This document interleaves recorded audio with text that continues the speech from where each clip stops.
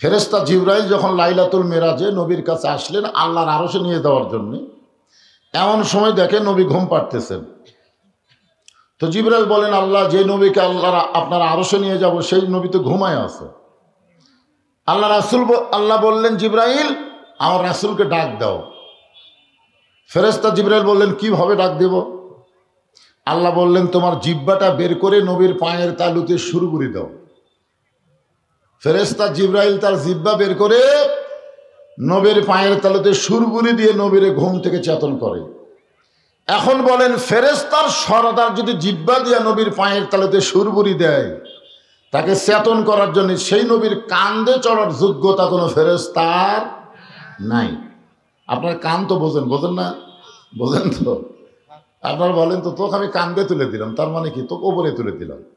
তা আমার নবীর কান্দে চড়ার যোগ্যতা কোনো ফেরেশতার আছে?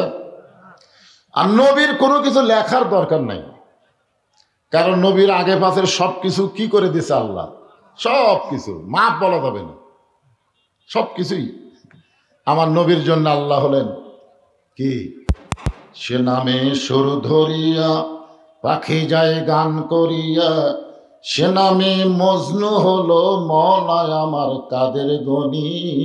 সবাই বলেন নবী মোর পরশমণি, নবী মোর সোনার খনি, নবী নাম ভাবে যে জন সেই তো দোজাহানের ধনী। আল্লাহু আকবার। জিবরাইল বললেন, ইয়া রাসূলুল্লাহ, এই মাইকালা ভাই কোথায় গেল? এটা একটু মুখের নিচে পড়ে গেছে, বুঝলেন, ছোট হয়ে কথা বলা লাগতেছে, একটু তুলে দিন। মানে এই এদের টানেও নিচে দিতে পারে, ওই অবশ্য তুলে দিল, কিন্তু থাকলো না তো। মাইকালা ভাই আসলে একটু পেঁয়াজ দিয়ে একটু তুলে দেওয়া হবে। তুমি পারবে না তো, অজগু একদিন হবে না, শেষে আরো নিচে যাবে। নিয়ম আছে, নিয়ম আছে, অজগু একজন হাত দিলে কাম হবে।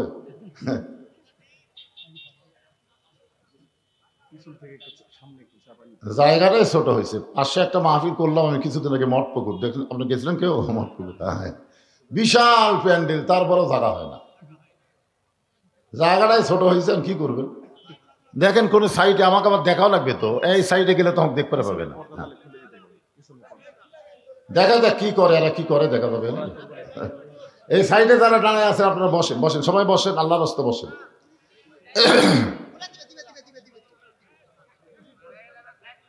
কে আছে? অভারটার ঠিক আছে, সামান্য একটু একটু মানে নাকের বরাবর আছে। হ্যাঁ ঠিক আছে, ঠিক আছে।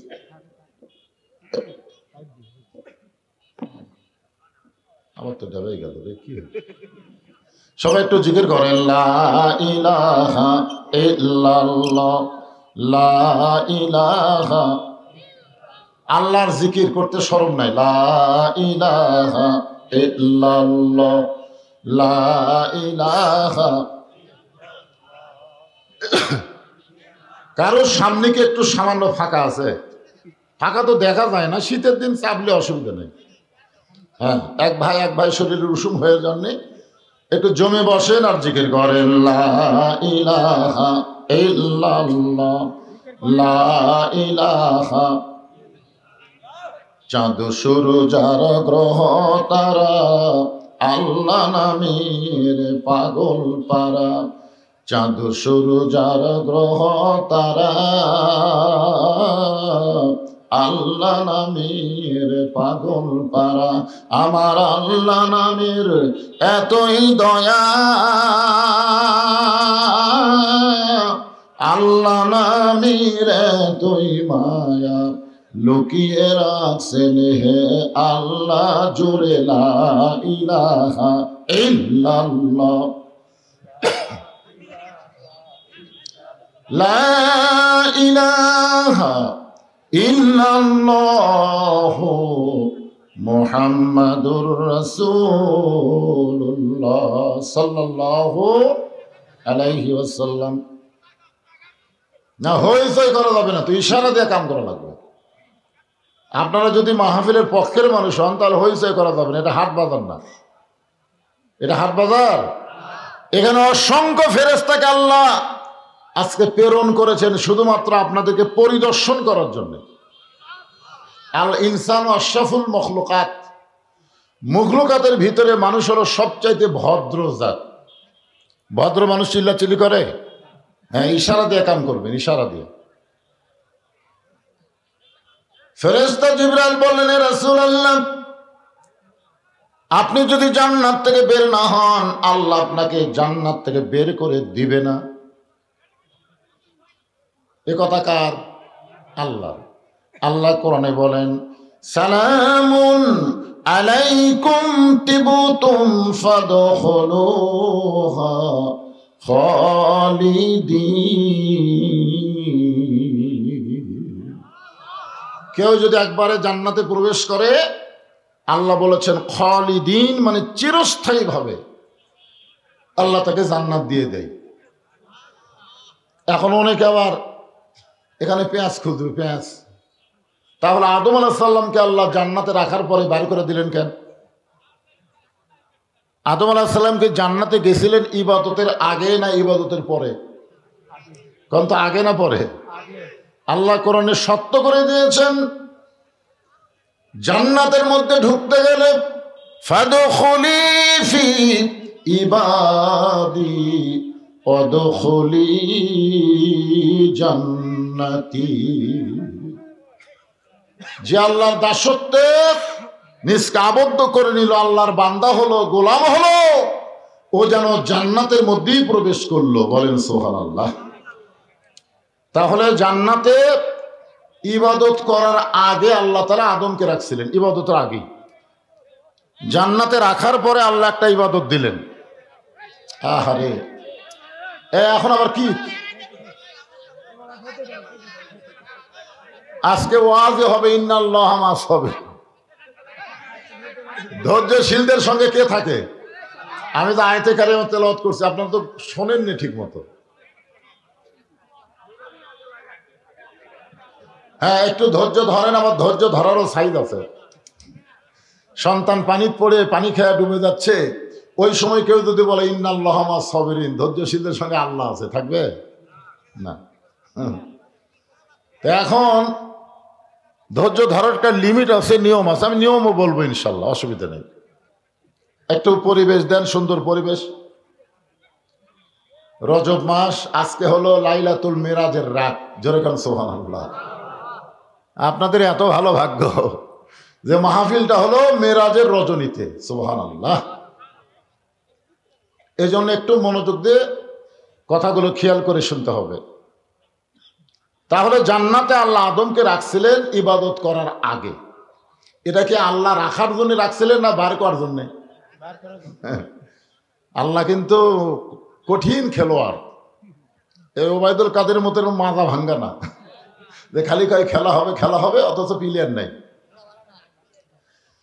মানুষ তৈরি করার আগে আল্লাহ বলেছিলেন, وَإِذْ قَالَ رَبُّكَ لِلْمَلَائِكَةِ إِنِّي جَاعِلٌ فِي الْأَرْضِ خَلِيفَةً।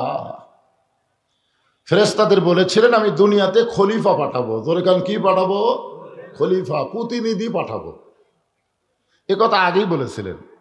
এরপরে আল্লাহ তাআলা তৈরি করে জান্নাতে রাখলেন। জান্নাতের ভিতরে আল্লাহ একটা ইবাদত দিয়েছিলেন। ইবাদত, সেই ইবাদতটা কি জানেন? ওয়ালা তাকরাবা হাযিহিশ শাজারাতা ফাতাকুনা মিনাজ জালিমিন। তোমাদের ইবাদত হলো এই গাছের কাছে যাও না। ওই গাছের কাছে গেলে তোমরা জালেম হবে। মারাত্মক কথা, জালেম। কোন ইবাদত নাই, একটাই মাত্র ইবাদত। হাজার হাজার গাছ আছে, লক্ষ লক্ষ গাছ আছে, প্রত্যেক গাছের ফল খাও, খালি একটা গাছের কাছে যাইও না। এগুলো ইবাদত আমাকে দিলে করা সহজ। জোরে কোন ঠিক কিনা? এত হাজার হাজার গাছ আছে, খালি ফল ধরে আছে, সেইটা বাদ দেয়, ওটা কেন যাব? কিন্তু এরপরেও মনের মধ্যে কিউরিসিটি, ওর মধ্যে কি আছে? কারণ নিষেধ করলেই তার প্রতি আকর্ষণ বাড়ে মানুষের। জোরে কোন কথা ঠিক কেন? নিষেধ করলেই দেখবেন এর প্রতি একটা আলাদা আকর্ষণ হয়। যাই হোক, গাছের ফল খাইছে, জান্নাত থেকে বের করে দিছে। বের করে দেওয়ার পিছনে আল্লাহ বললেন, আমি জান্নাতের মধ্যে পেশাব পায়খানা তৈরি করিনি। ওই ফল খাওয়ার সাথে সাথে তোমাদের পেশাব হবে, পায়খানা হবে, এখন পেশাব পায়খানা কোথায় করবা? জান্নাতের মধ্যে তো পেশাব পায়খানা নাই। তো তোমাদেরকে পেশাব পায়খানা করার জন্যে আমি দুনিয়াতে পাঠাচ্ছি। এখান থেকে আপনারা খেয়াল করবেন, দুনিয়া থাকার জায়গা না, এটা হলো পেশাব পায়খানা করার জায়গা। কথা না?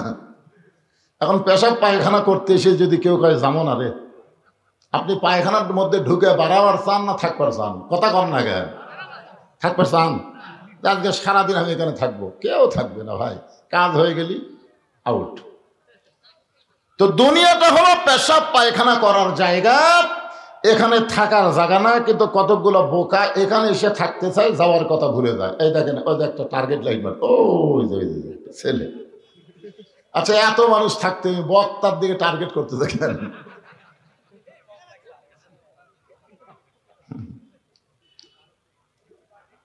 ওখানে কেউ না, টার্গেট মারে, আপনারা খেয়াল করেন না? ছোট্ট মানুষ।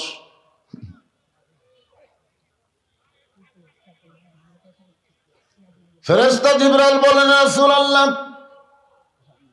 আপনি যদি জান্নাত থেকে আজকে বের না হন, আল্লাহ আপনাকে জান্নাত থেকে বের করে দেবে না। এই বছরটা হলো আপনার কষ্টের বছর। জোরে কোন কি বছর? যে বছর রাসূল মেরাজ করেছিলেন, ওই বছরটা নবীর জীবনের সবচাইতে কষ্টের বছর। 1 নম্বর কষ্ট হলো চাচা আবু তালেব মারা গেছেন। আজকের বিজ্ঞাপনে একজন সহসভাপতির নাম হলো আবু তালেব। কি নাম? আচ্ছা, আবু তালেব কি মুসলমান না কাফের? কথা কয় না। মুসলমান না, নবীর চাচার কথা বলতেছি। নবীর চাচা কি মুসলমান না কাফের? তাহলে আবু তালেব মানুষ নাম রাখে, অথচ আবু লাহাব কেন রাখে না?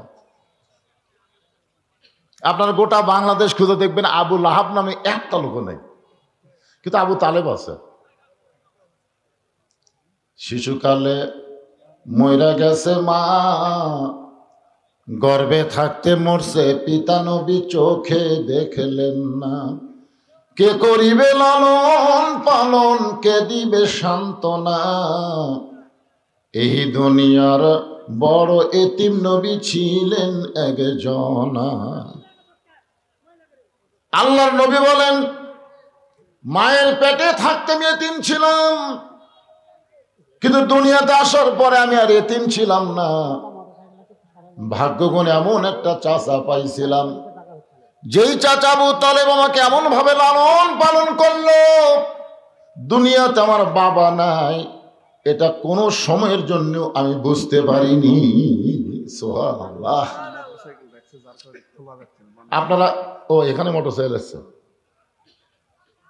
এ ভাই, এই মঞ্চের সাথে আর কি মোটরসাইকেল যারা রাখছেন গেটের কাছে, মোটরসাইকেল একটু টান দেন। কে রাখছেন? কি বুঝতেছেন? চাচা আবু তালেব দুনিয়া থেকে বিদায় নিলেন। এটা কেমন চাচা? বাবার দরদ দিয়ে যিনি নবীকে লালন পালন করেছেন। সুবহানাল্লাহ বলে। এই চাচা দুনিয়া থেকে বিদায় নেওয়ার কিছুদিন পরে আল্লাহ নবীর দরদের বিবি খাদিজা দুনিয়া থেকে বিদায় নিলেন। বউ মরলে খুশি তো? কি কন? বউ মরলে খুশি না বেদা? হায় হায়।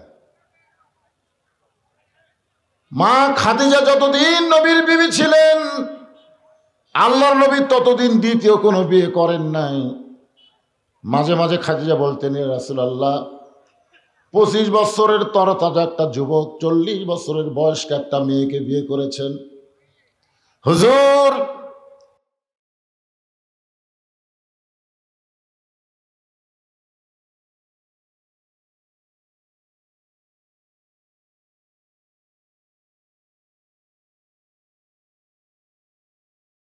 মহিলার সঙ্গে সংসার করতে করতে করতে আপনি বুড়ো হয়ে যাচ্ছেন। ওগো আল্লাহর নবী, আপনি দ্বিতীয় আর একটা বিয়ে করেন। আল্লাহ রাসূল খাদিজার কপালে চুমা দিয়ে বলে, খাদিজা, তুমি যদি আমার বিবি হইতা, তাহলে হয়তো তুমি শুধু আমার বিবি না, তুমি হইলা আমার দরদ। সুবহানাল্লাহ বলেন। এই দরদের বিবি খাদিজা দুনিয়া থেকে বিদায় নেওয়ার কিছুদিন পরে আল্লাহর নবী সান্ত্বনা খোঁজার জন্য কলেমার দাওয়াত নিয়ে তাইফে গেলেন। তায়েফে। তায়েফের মানুষেরা নবীর সঙ্গে এত খারাপ ব্যবহার করলো, শুধুমাত্র চেহারা ছাড়া দেহের এমন কোন জায়গা নাই যে জায়গায় তারা পাথরের আঘাত করে নাই। গোটা দেহ যখন রক্তাক্ত হয়ে গেল, ওই রক্তমাখা দেহ নিয়ে নবী যখন মক্কায় ফিরে আসতেছেন, আসার পথ একটা বাবলা গাছের নিচে বসে নবী বলতেছেন, জায়েদ রে, আমার চাচা আবু তালেব দুনিয়াতে নাই, আমার দরদের বিবি খাদিজাও দুনিয়াতে নাই, ওই মক্কায় গেলে আমাকে কে আদর করবে, সোহাগ করবে? আল্লাহ বলে, জিবরাইল,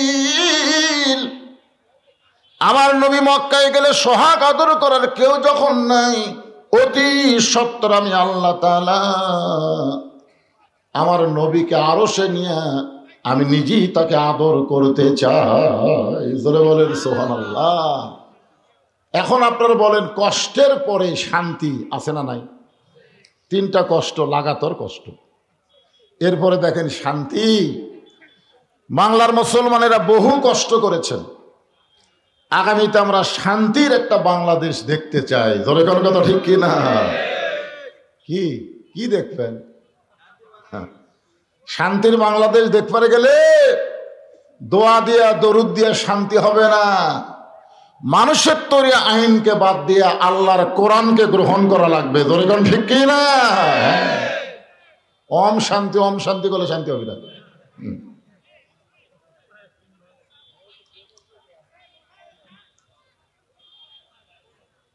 আরশ থেকে আল্লাহ তাআলা আমার নবীকে আবার দুনিয়াতে প্রেরণ করছেন। সেই ঘটনা বলতে গিয়ে আমি জান্নাতের কথা বলতেছি। নবী জীবনে 3 বার রাগ করছেন। কয়বার? আসলে নবী তো রাগের নবী না। আমাদের নবীকে রাগের নবী? আমাদের নবী সম্পর্কে আল্লাহ বলেন, ওয়ামা আরসালনাকা ইল্লা রাহমাতাল লিল আলামিন, আপনাকে প্রেরণ করা হয়েছে গোটা বিশ্ববাসীর জন্য রহমত স্বরূপ। বলেন সুবহানাল্লাহ। সেই নবী 3 বার রাগ করছে। কয়বার?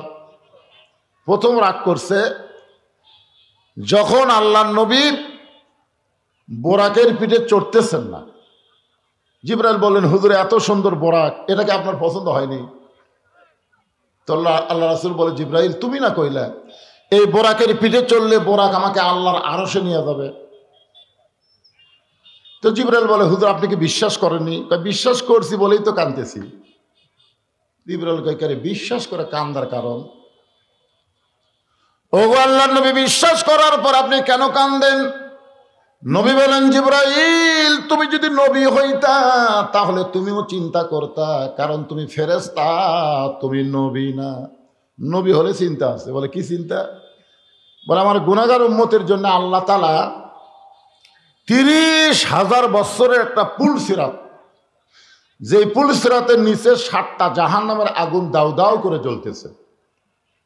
সে পুল সিরাত কি রকম জানেন? পদ্মা ব্রিজের মতন, চুলের চাইতেও চিকন হবে, খুরের চাইতেও ধার। কেমনে হবে পার আমার উম্মত গুনাহগার? এমন করে একটা বোরাক যদি আল্লাহ পুল সিরাতের কিনারায় আমার উম্মতের জন্য বাজেট করত, আমি নবী খুশি হইয়া বোরাকের পিঠে চড়তাম। সুবহানাল্লাহ। কি নবী, কি নেতা রে! এই জন্য তো আমরা দরুদে বললাম, আল্লাহুম্মা সাল্লি আলা সাইয়্যিদিনা। খালি নবী না, আমাদের নবী হলেন আমাদের নেতা। আজকে বাংলাদেশে বহু মুসলমান নবীকে শুধু নবীর মধ্যে রাখতে চায়, নেতার মধ্যে নিয়ে আসতে চায় না। সাধারণ এক মানুষকে নেতা বানায়া তার পিছনে চামচা হয়ে ঘুর ঘুর করে ঘোরে। জোরে করে কথা ঠিক কিনা? আর মাঝে মধ্যে স্লোগান দেয়, আমার নেতার চরিত্র ফুলের মতন পবিত্র, নামাজ পড়েন এক ওয়াক্ত। এগুলা নেতা, এগুলা নেতা না, এরা লেতা লেতা। ওদের পুরানা কাপড় তখন হারকিন মুস্ত, তখন বলতো লেতা দিয়ে হারকিন মুস, লেতা। এই জন্য আমাদের নবী শুধু নবী না, নবীর পুরো দরুদ পড়ে, নবীর প্রতি সালাম করে মাহফিলের ভিতরে। কিন্তু নবীর সমাজ গড়ার কাজে অনেকের দ্বন্দ্ব মনে বাজে। নবী কি আর সমাজেতে সাজে? নবী থাকবে মসজিদের ভিতরে, নবী থাকবে মাদ্রাসার ভিতরে। আজকে বাংলাদেশের কিছু কিছু নেতার মাথা পাগল হয়ে গেছে, আমাদেরকে আলেমদেরকে ধর্মের নামে ব্যবসায়ী বলতেছে। বাদানগোদের মাথা নষ্ট হয়ে গেছে, জোরে কোন কথা ঠিক কিনা?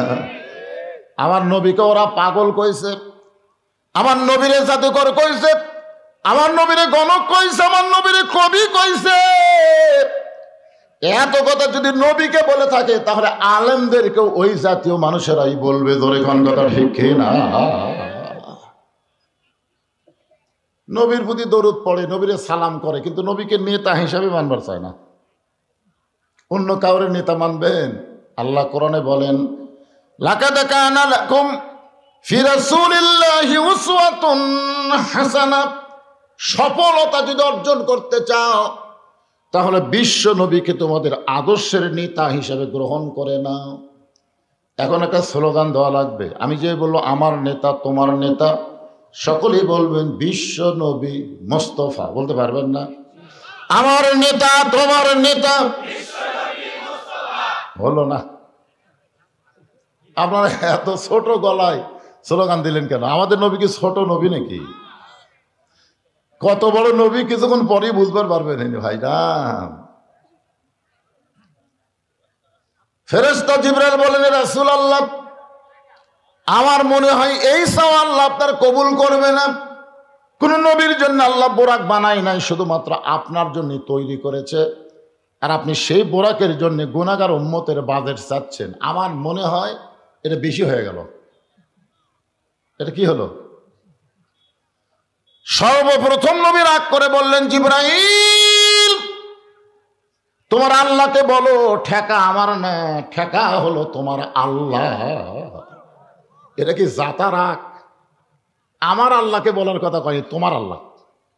তোমার আল্লাহ বলো ঠেকা আমার না, ঠেকা হলো তোমার আল্লাহর। আমি কোনোদিনও আল্লাহর আরশে যাবার চাইনি, আমার ঠেকাও পড়েনি। আমি কোনোদিনও যাবার চাইনি, আমি কোনোদিন মনের মধ্যেও কল্পনা করিনি, মোনাজাতেও করিনি। তো আল্লাহ বোরাক পাঠাইছে আমার নিয়ে যাওয়ার জন্যে, আমি যাব না যতক্ষণ পর্যন্ত আমার গুনাহগার উম্মতের জন্য এমন করে একটা বোরাক যদি বাজেট না হয়, আমি নবী বোরাকের পিঠে চড়বই না। কিতাবের মধ্যে আছে তিনবার নবী বললেন চড়বই না, চড়বই না, চড়বই না। সঙ্গে সঙ্গে আল্লাহ ডাকতে বলে, জিবরাইল আমার দোস্তকে বলো আমি লা ইলাহা ইল্লাল্লাহ বসে আছি ওই মুহাম্মদ রাসূলের আশায়। আজকে যানবাহন ফেরত দিলে আমি আল্লাহ বড় কষ্ট পাই। রে জিবরাইল আমি আল্লাহ আমার নবীকে যেমন ভালোবাসি, আমার নবী তার চাইতে তার উম্মতকে বেশি ভালোবাসে। কি দয়ার নবী আমরা পাইছি ভাই। এমন করে একটা বোরাক তার উম্মতের জন্য আমি আল্লাহ বাজেট করে দিলাম। এটা হলো নবীর জীবনের প্রথম রাগ। 2 নম্বর রাগ হলো জান্নাতের ভিতরে। সুবহানাল্লাহ। জিবরাইল বলতেছে, হুজুর আপনি যদি জান্নাত থেকে বের না হন আল্লাহ বার করে দিবে না। নবী ডাকতে বলে, জিবরাইল আমি নবী আমার জন্য না, আমি নবী হলাম আমার উম্মতের জন্য। আমি নবী হলাম আমার উম্মতের জন্য। কার জন্য? আচ্ছা নবী কি নবীর জন্য না আমাদের জন্য? কথা বলেন তো। একবার হযরত বেলাল আল্লাহ নবীকে বললেন, ইয়া রাসূলুল্লাহ মানুষ কবরে গেলে 3টা প্রশ্ন করবে। আমরা কবরে গেলে প্রশ্ন হবে কয়টা? 3টা। আপনি যখন কবরে যাবেন তখন কয় প্রশ্ন করবে? 3টা করবে। তো নবী বলতেছে, বেলাল তোমার কি মনে হয়? বেলাল বলতেছে, হুজুর আমার মনে হয় আপনার 2টা করবে। আমার নবীও এই প্রশ্ন আপনার করবে না, কারণ আপনি তো নবী। আল্লাহ রাসূল আফসোস করে বললেন, দেখো তোমাদের ভাগ্য কত ভালো, তোমাদের নবী আছে, আর আমার ভাগ্য কত খারাপ, আমার নবী নাই। নবী থাকলে কি হয়? আছেন আমার মুক্তার, আছেন আমার ব্যারিস্টার, শেষ বিচারের হাইকোর্টেতে তিনি আমায় করবেন পার। আমরা পাপী রাসূল জাবিন্দার। আল্লাহ নবী বলেছেন আমার উম্মতেরা শুধু ঈমান নিয়ে কবরে আসবে, তাদের আমল নামায় যদি কোনো আমল নাও থাকে, শুধুমাত্র ঈমানের খাতিরে আমি রাসূল তার পক্ষে ওকালতি করে ব্যারিস্টারি করে তাকে সুপারিশ করে জান্নাতে পৌঁছায় দিব। তাহলে আমাদের নবী শুধু আমাদের নবী না, আমাদের উকিল। দরকার আমাদের কি? আমাদের উকিল, আমাদের ব্যারিস্টার। আল্লাহ যখন হাকিম হয়ে আমাদেরকে আসামি বানায় বিচার শুরু করবেন, ওই সময় নবী উকিল হয়ে ব্যারিস্টার হয়ে আমাদেরকে সুপারিশ করে জান্নাতে পৌঁছায় দিবেন। আল্লাহ নবী ছোট্ট করে একটা কথা বললেন, ছোট্ট করে, আপনারা বুঝা পারেন ভালো, না বুঝলে আরো ভালো। সে কথাটা হলো, আমি যদি কবরে না যাই তাহলে আমাকে কেমনে প্রশ্ন করবে? এখন তো অনেকে বলে নবী কবরে আছে, অনেকে বলে ইসলামের আলো জ্বলায়া দিয়া নবী ঘুমায়া আসেন সোনার মদিনায়। কেউ কি বলতে পারবেন যে ইসলামের পতাকা উড়াইয়া দিয়া নবী ময়রা আছেন সোনার মদিনায়? এ কথা বলতে পারবেন? ময়রা আছে? ময়রা আছে? ঘুমায় আছে, না হয় শুয়ে আছে, এইটুকু বলতে পারবেন। শুয়ে আছে না ঘুমায় আছে, কিন্তু মরে আছে এ কথা বলা যাবে না। যারা মরে তাদের জন্য কবর হয় ভাই। নবীর উম্মতেরা ছোট্ট একটা কথা কইলাম, পরে চিন্তা করবেন। যেটা বলতেছিলাম, আল্লাহর নবী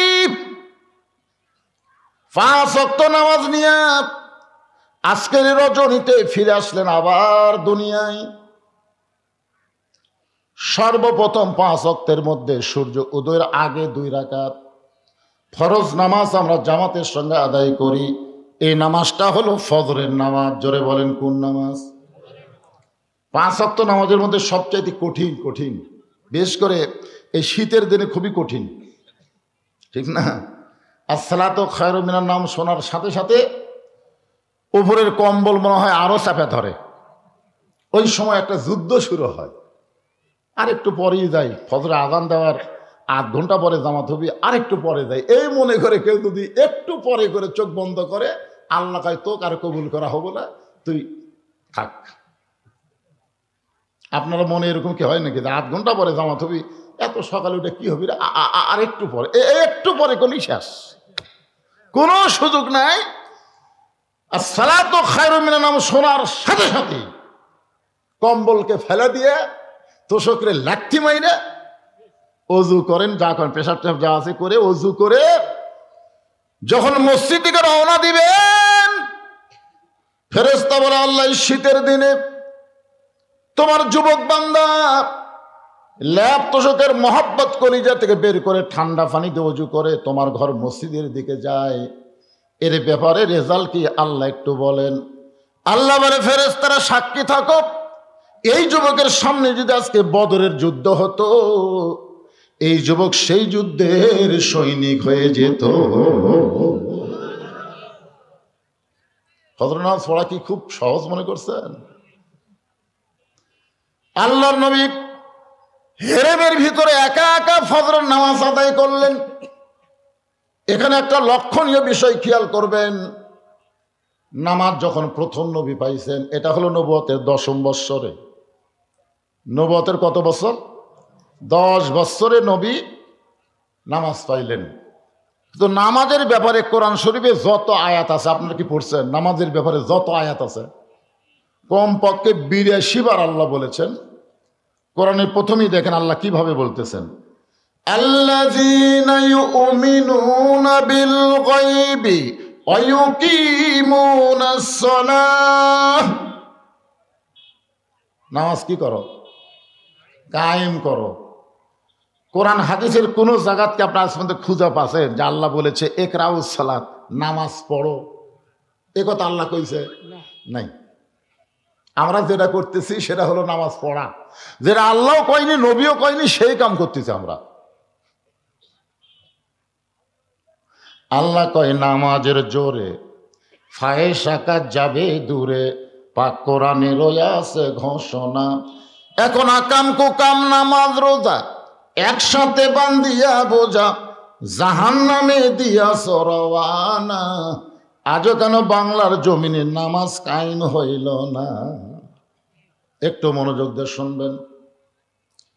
নবী আমার একা একা ফজর নামাজ আদায় করে যখন বের হচ্ছেন, হেরেম শরীফ থেকে যখন বের হচ্ছেন, সর্বপ্রথম যার সঙ্গে দেখা তার নাম হলো আবু জেহেল। আবু জেহেল কিন্তু আসলে ওর নাম না, অরিজিনাল নাম কি? হ্যাঁ, আমরা যে মাযহাব অনুসরণ করি, আমি বহু লোককে বলেছি, শতকরা 100 জনের মধ্যে 95 জনই উত্তর দিবার পারেনি। আমি বললাম আমাদের ইমামের নাম কি? আবু হানিফা। আবু হানিফা,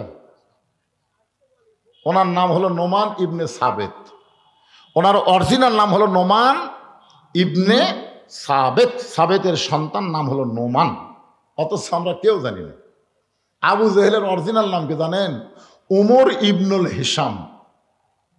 নবী সবসময় 2 উমরকে নিয়ে দোয়া করতো, আল্লাহ এই 2টা উমর যদি ভালো হয়ে যায়, দাওয়াতের ব্যাপারে আমার কোনো সমস্যা নাই। একটা হলো নেতা, একটা হলো ক্যাডার।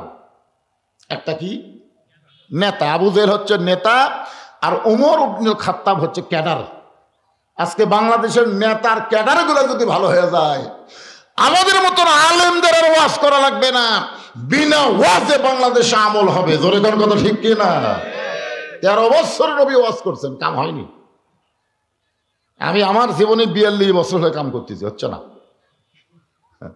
50 বছর কোরআনে তাফসীর করে জেলখানা। জোরে কোন কথা ঠিক কিনা? রেজাল্ট হচ্ছে জেলখানা, মরে না, হাসপাতাল দিয়ে যা মেরে হেরে দাও, এই তো রেজাল্ট। আল্লাহর বান্দার একটু মনোযোগ দিবেন। রজবের রাতে, লাইলাতুল মিরাজের রাতে আপনাদেরকে যে কথাটা বলতে, সর্বপ্রথম যার সঙ্গে দেখা হলো তার নাম আমরা যেটা চিনি সেটাই বলতেছি, আবু জেহেল। নাম কি? এটাই আমরা তো জানি। আবু জেহেল নবীর চেহারার দিকে তাকায়া থাকেন, নবীর চেহারা থেকে নজর ফিরাবার পারে না, শুধু তাকায় আছে, তাকায় আছে। 400 রোজ গ্রহ তারা, তারি নূরের ইশারা, নলে যে অন্ধকারে ডুবিত এই ধরনী। সবাই বলেন নবী মোর পরশমণি, নবী মোর সোনার খনি, নবী নাম ভাবে যে জন সেই তো দোজাহানের ধনী। আবু জেহেল বলতেছে, বাজান সন্ধ্যার সময় দেখেছি তুমি সুন্দর, সকাল বেলায় দেখতেছি তুমি অতীব সুন্দর। সন্ধ্যার সময় তোমাকে দেখলাম তুমি সুন্দর। আমাদের নবী যে সুন্দর, এ ব্যাপারে সন্দেহ আছে নাকি? এক বক্তা ওয়াজ করতেছে যে জুলাইখা কইল যে আমি কেন ইউসুফের জন্য পাগলি হছি, মেয়েরা তোমরা যদি জানবার চাও তাহলে একদিন দাওয়াত। সবার হাতে একটা লেবু দিছে আর একটা চাকু দিয়ে বলতেছে তোমাদের সামনে দিয়ে ইউসুফকে নিয়ে যাব আর বলবো লেবু কাটো, লেবু কাটো। ইউসুফ রে নিয়ে যখন জুলাইখা যাচ্ছে আর বলে মেয়েরা লেবু কাটো, ওরা লেবু না কেটে হাতের আঙ্গুল কেটে দিচ্ছে। আঙ্গুল কাটে যাচ্ছে, লেবু না কেটে খেয়ালি নেই। ইউসুফের দিকে তাকায় থাকে, সব শেষ। কিন্তু লাইলাতুল মিরাজে বর্তমানে যেখানে ফিলিস্তিনদেরকে হত্যা করা হচ্ছে, ওই বাইতুল মুকাদ্দাস আল্লাহ কোরআনে বলেছেন সুবহানাল্লাযী আসরা বিআবদিহি লাইলাম মিনাল মাসজিদিল হারাম ইলাল মাসজিদিল আকসা। মসজিদে আকসাকে আমরা বাইতুল মুকাদ্দাস বলি। নবী আমার সমস্ত নবী রাসূলের ইমামতি করছে, সুবহানাল্লাহ। জিবরাইল বললেন, হুজুর আপনি যে ইমামতি করলেন, আপনার পিছনে যারা নামাজ পড়লো তাদেরকে আপনি চেনেন? রাসূল বলে, জিবরাইল আমি তো চিনি না। বলে, আপনি কি তাদের দেখবার চান? কয়, দেখবার তো মন চাই। বিশাল একটা মেম্বর এনে নবীকে দাঁড় করে দেওয়া হলো, আর সমস্ত নবী রাসূলকে বলা হলো আপনারাও দাঁড়ান। নবী সমস্ত নবী রাসূলের দিকে তাকায় আছে, আর সমস্ত নবী রাসূল আমাদের নবীর দিকে তাকায় আছে। একটা নবী আর তাকায় থাকতে পারেনি, আস্তে আস্তে নবীর কাছে আইছে। বলতেছে, আপনি কোন নবী? আপনি আমার কাছে চলে আসলেন, বলে আমার নাম হলো ইউসুফ। আমি মনে করতাম আমি খুব সুন্দর, কিন্তু আজকে আপনার কাছে আমি নাই, আজকে আপনার কাছে আমিই নাই। মনে হচ্ছে হেদাকের কাছে মোমবাতি। সুবহানাল্লাহ কন না কেন? সুবহানাল্লাহ কন। মা আয়েশা বলেছেন, আমি যদি বলতাম মেয়েরা তোমাদের সামনে দিয়ে আমার নবীকে নিয়ে যাওয়া হবে, তোমরা নবী দেখবা আর লেবু কাটবা, আর লেবু কাটবে না, বুকের কলজা কাটবে, তার নবীর দিক থেকে নিজের দৃষ্টিকে অবনত করবে না। এই জন্য সকলে একটু মনোযোগ দিয়ে শুনবেন। 400 গ্রহ তারা, তারি নূরের ইশারা, নূরে যে অন্ধকারে ডুবিত এই ধরনী। সবাই যুবকেরা গুনগুন করে বলো, নবী মোর পরশমণি, নবী মোর সোনার খনি, নবী নাম ভাবে যে জন সেই তো দোজা হানের ধ্বনি। সন্ধ্যার সময় দেখলাম তুমি সুন্দর, কিন্তু সকালবেলা দেখতেছি অতীব সুন্দর, তোমার চেহারা দিয়া মনে হয় আলো প্রকাশ পাচ্ছে, এত সুন্দর তুমি কেমনে হলে? রাসূল বলে, চাচা আজকে সকালবেলায় এত সুন্দর দেখার পিছনে একটা কারণ, আজকে রাতের বেলা কাবার পাশে আমি ঘুমিয়েছিলাম, ফেরেশতা জিবরাইল আমার ঘুম থেকে চেতন করে জমজমের কুবের পানি দিয়ে ওযু করানোর পরে বোরাকের পিঠে করে বাইতুল মুকাদ্দাসে নিয়ে গেল। বাইতুল মুকাদ্দাসে আমি 2 রাকাত নামাজ পড়ানোর পরে সেখান থেকে 7 আসমান পাড়ি দিয়ে আল্লাহর আরশে গেলাম। আল্লাহর সঙ্গে আমার দেখা হলো। আল্লাহ তাআলা আমাকে 5 ওয়াক্ত নামাজ দিল। আমি জান্নাতে গেলাম, জাহান্নামে গেলাম। বাইতুল মামুরের মধ্যেও 2 রাকাত নামাজ পড়ালাম। ওগো চাচা, আল্লাহর সঙ্গে মেরাজ করার কারণে আল্লাহ আমাকে 5টা নূর, 5টা আলো, 5টা নামাজ দেওয়ার কারণে হয়তো আমার চেহারা দিয়ে এত সুন্দর আলো বের হচ্ছে। কারণ রাতের বেলা দেখা করছে কার সাথে? আরো জোরে বলেন না কেন? আল্লাহর সাথে। দেখবেন যারা 5 ওয়াক্ত নামাজ পড়ে এদের চেহারার মধ্যে একটা নূর দেখা যায়। আপনার খেয়াল করছেন? দেখতে যদি কালো হয় তারপরে নামাজের চেহারার মধ্যে কিন্তু আলাদা একটা ভালোবাসা, আলাদা একটা সৌন্দর্য থাকে। থাকে কি থাকে না? কথা বলেন ভাইজান।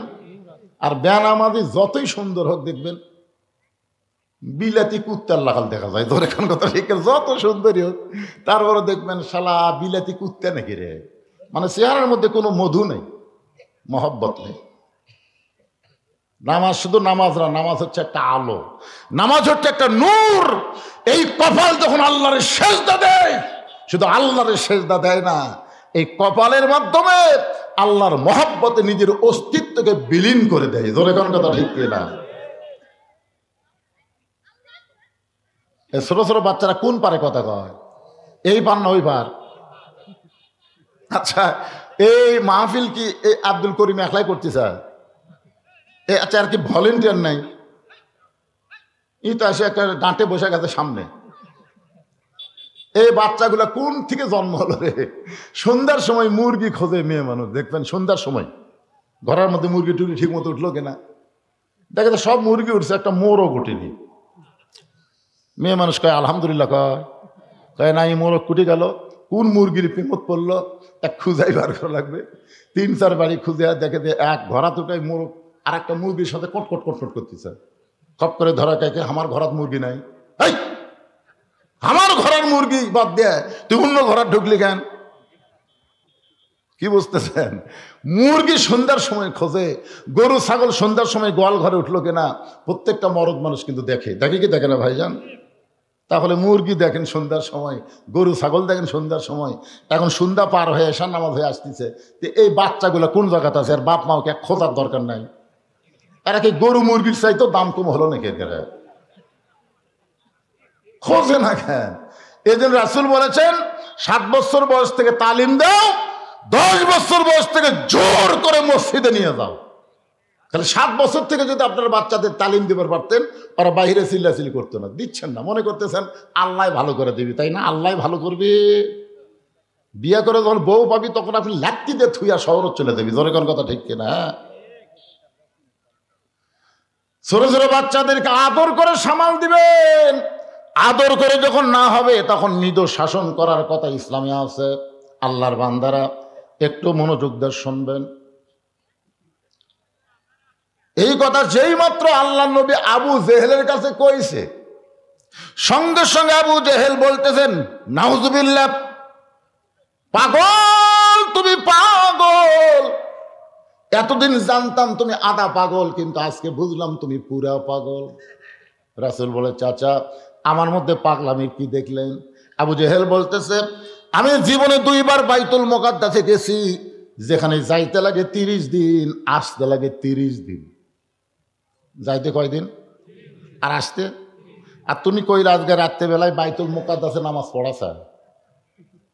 সেখান থেকে 7 আসমান পাড়ি দিয়ে আল্লাহর কাছে গেলে আল্লাহ তোমাকে 5 ওয়াক্ত নামাজ দিল, সে নামাজ রাতারাতি ফেরত এসে সকালবেলায় গাঁজা খড়ি গল্প তুমি হক শুনেলে।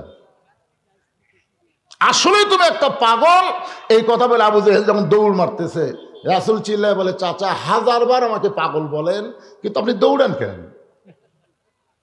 আবু জেহেল বলতেছে, অনেক চেষ্টা করলাম, আমার এলাকা থেকে তোকে বের করার ইস্যু পাচ্ছিলাম না। কারণ কিছুদিন হলে আমি খেয়াল করে দেখতেছি আমার বাড়ির দিকে সবাই থুতু দেয়, আর তোর বাড়ির দিকে সবাই সালাম দেয়। আমি কিছুদিন হলে মানুষজনকে দেখতেছি এই রাস্তাতে যাওয়ার সময় আমার বাড়ির থুতু দেয়, আর তোর বাড়ির সালাম দেয়।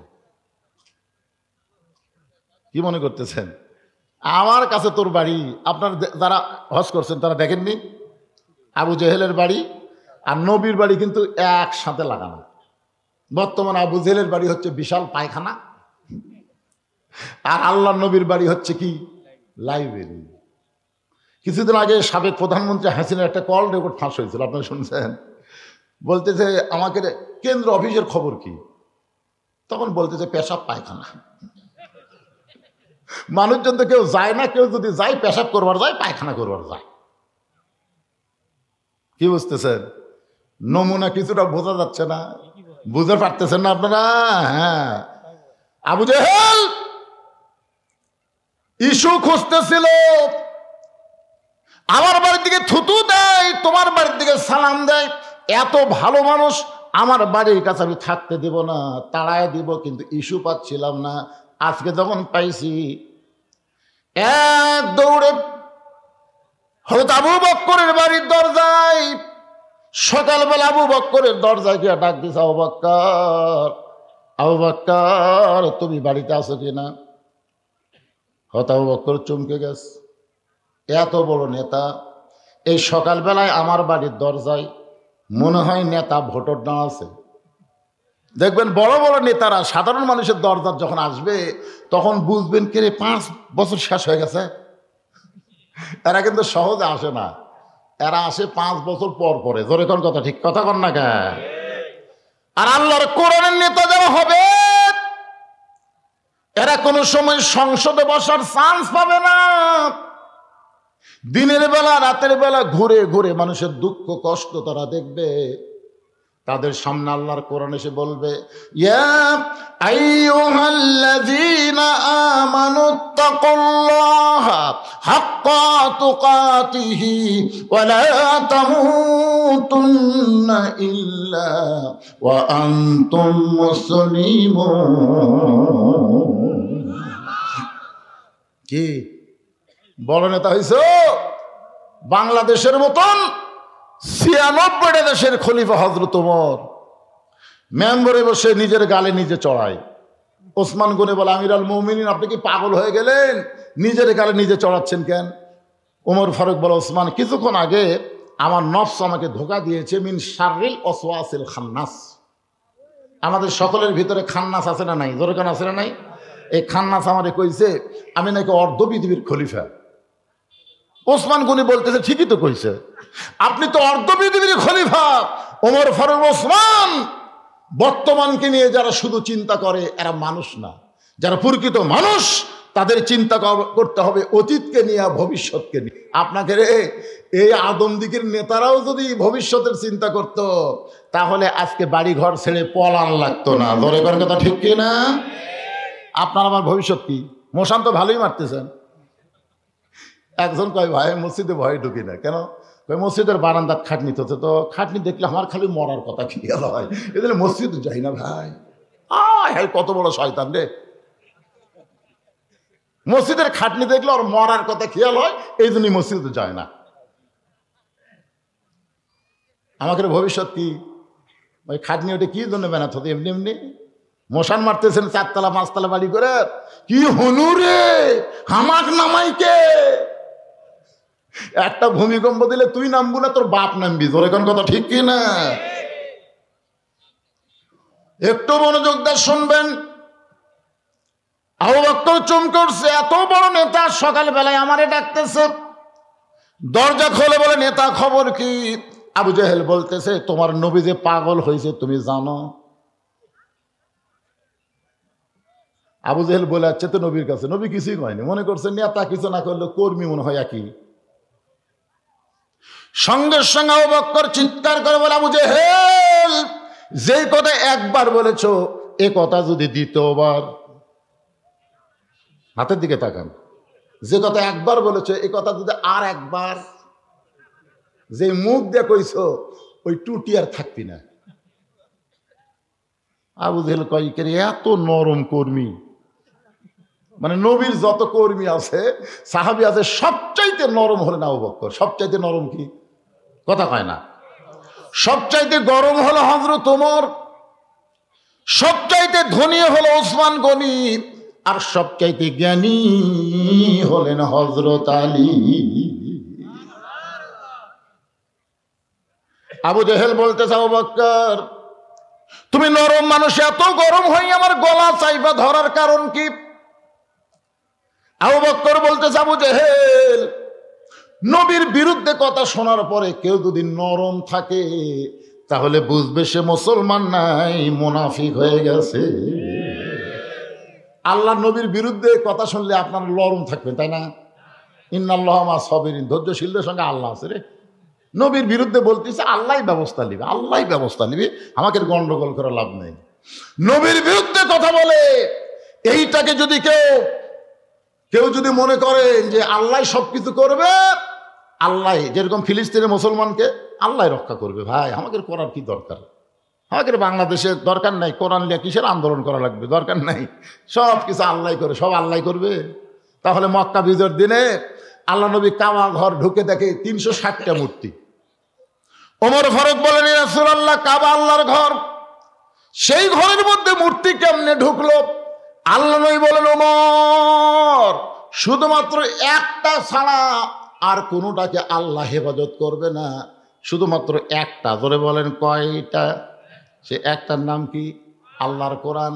আল্লাহ বলেছেন, ইন্না নাহনু নাযালনা যিকরা ওয়া ইন্না লাহু লাহাফিজুন। কোরআন হেফাজতের দায়িত্ব কার হাতে? এইটারে কেউ কিছু কম বেশি করতে পারবে না। এই কোরআন অনুযায়ী আমাদের চলতে হবে। এই জন্য আল্লাহ কোরআনে হেফাজতের দায়িত্ব নিয়েছে, আর আমরা কোরআন অনুযায়ী গোটা পৃথিবীকে চালাবো। জোরে কর কথা ঠিক কিনা? জোরে কর। রাসূল বলে, ওমর আমরা সব হিজরত করে মদিনায় গেছি, আর এই ফাঁকে এরা দেখছে কাবার আশেপাশে কোনো আল্লাহওয়ালা নাই, মূর্তি ঢুকেই। আমাদের বাংলাদেশে মূর্তি ঢুকছিল না, কথা কান ঢুকছিল না। 6 আগস্টের খবর কি? 12,000 টাকার জন্যে একটা মা তার এতিম বাচ্চাকে বিক্রি করে দেয়। সেটা একটা 12,000 টাকার জন্য অভাবে একটা মা তার সন্তানকে বেচে, আর সেই দেশের টাকার 400 কোটি টাকা দিয়ে মূর্তি বানায়। বাংলার মানুষ কিছুই কয় না, মনে করছিল ওরা মূর্তিকেও মানে নিছে। কিন্তু 6 আগস্ট একটা মূর্তিও নাই, যেটা ভাঙ্গে না গলার দড়ি লাগে ভাঙ্গিছে। ধরে কথা কর না কেন ভাই?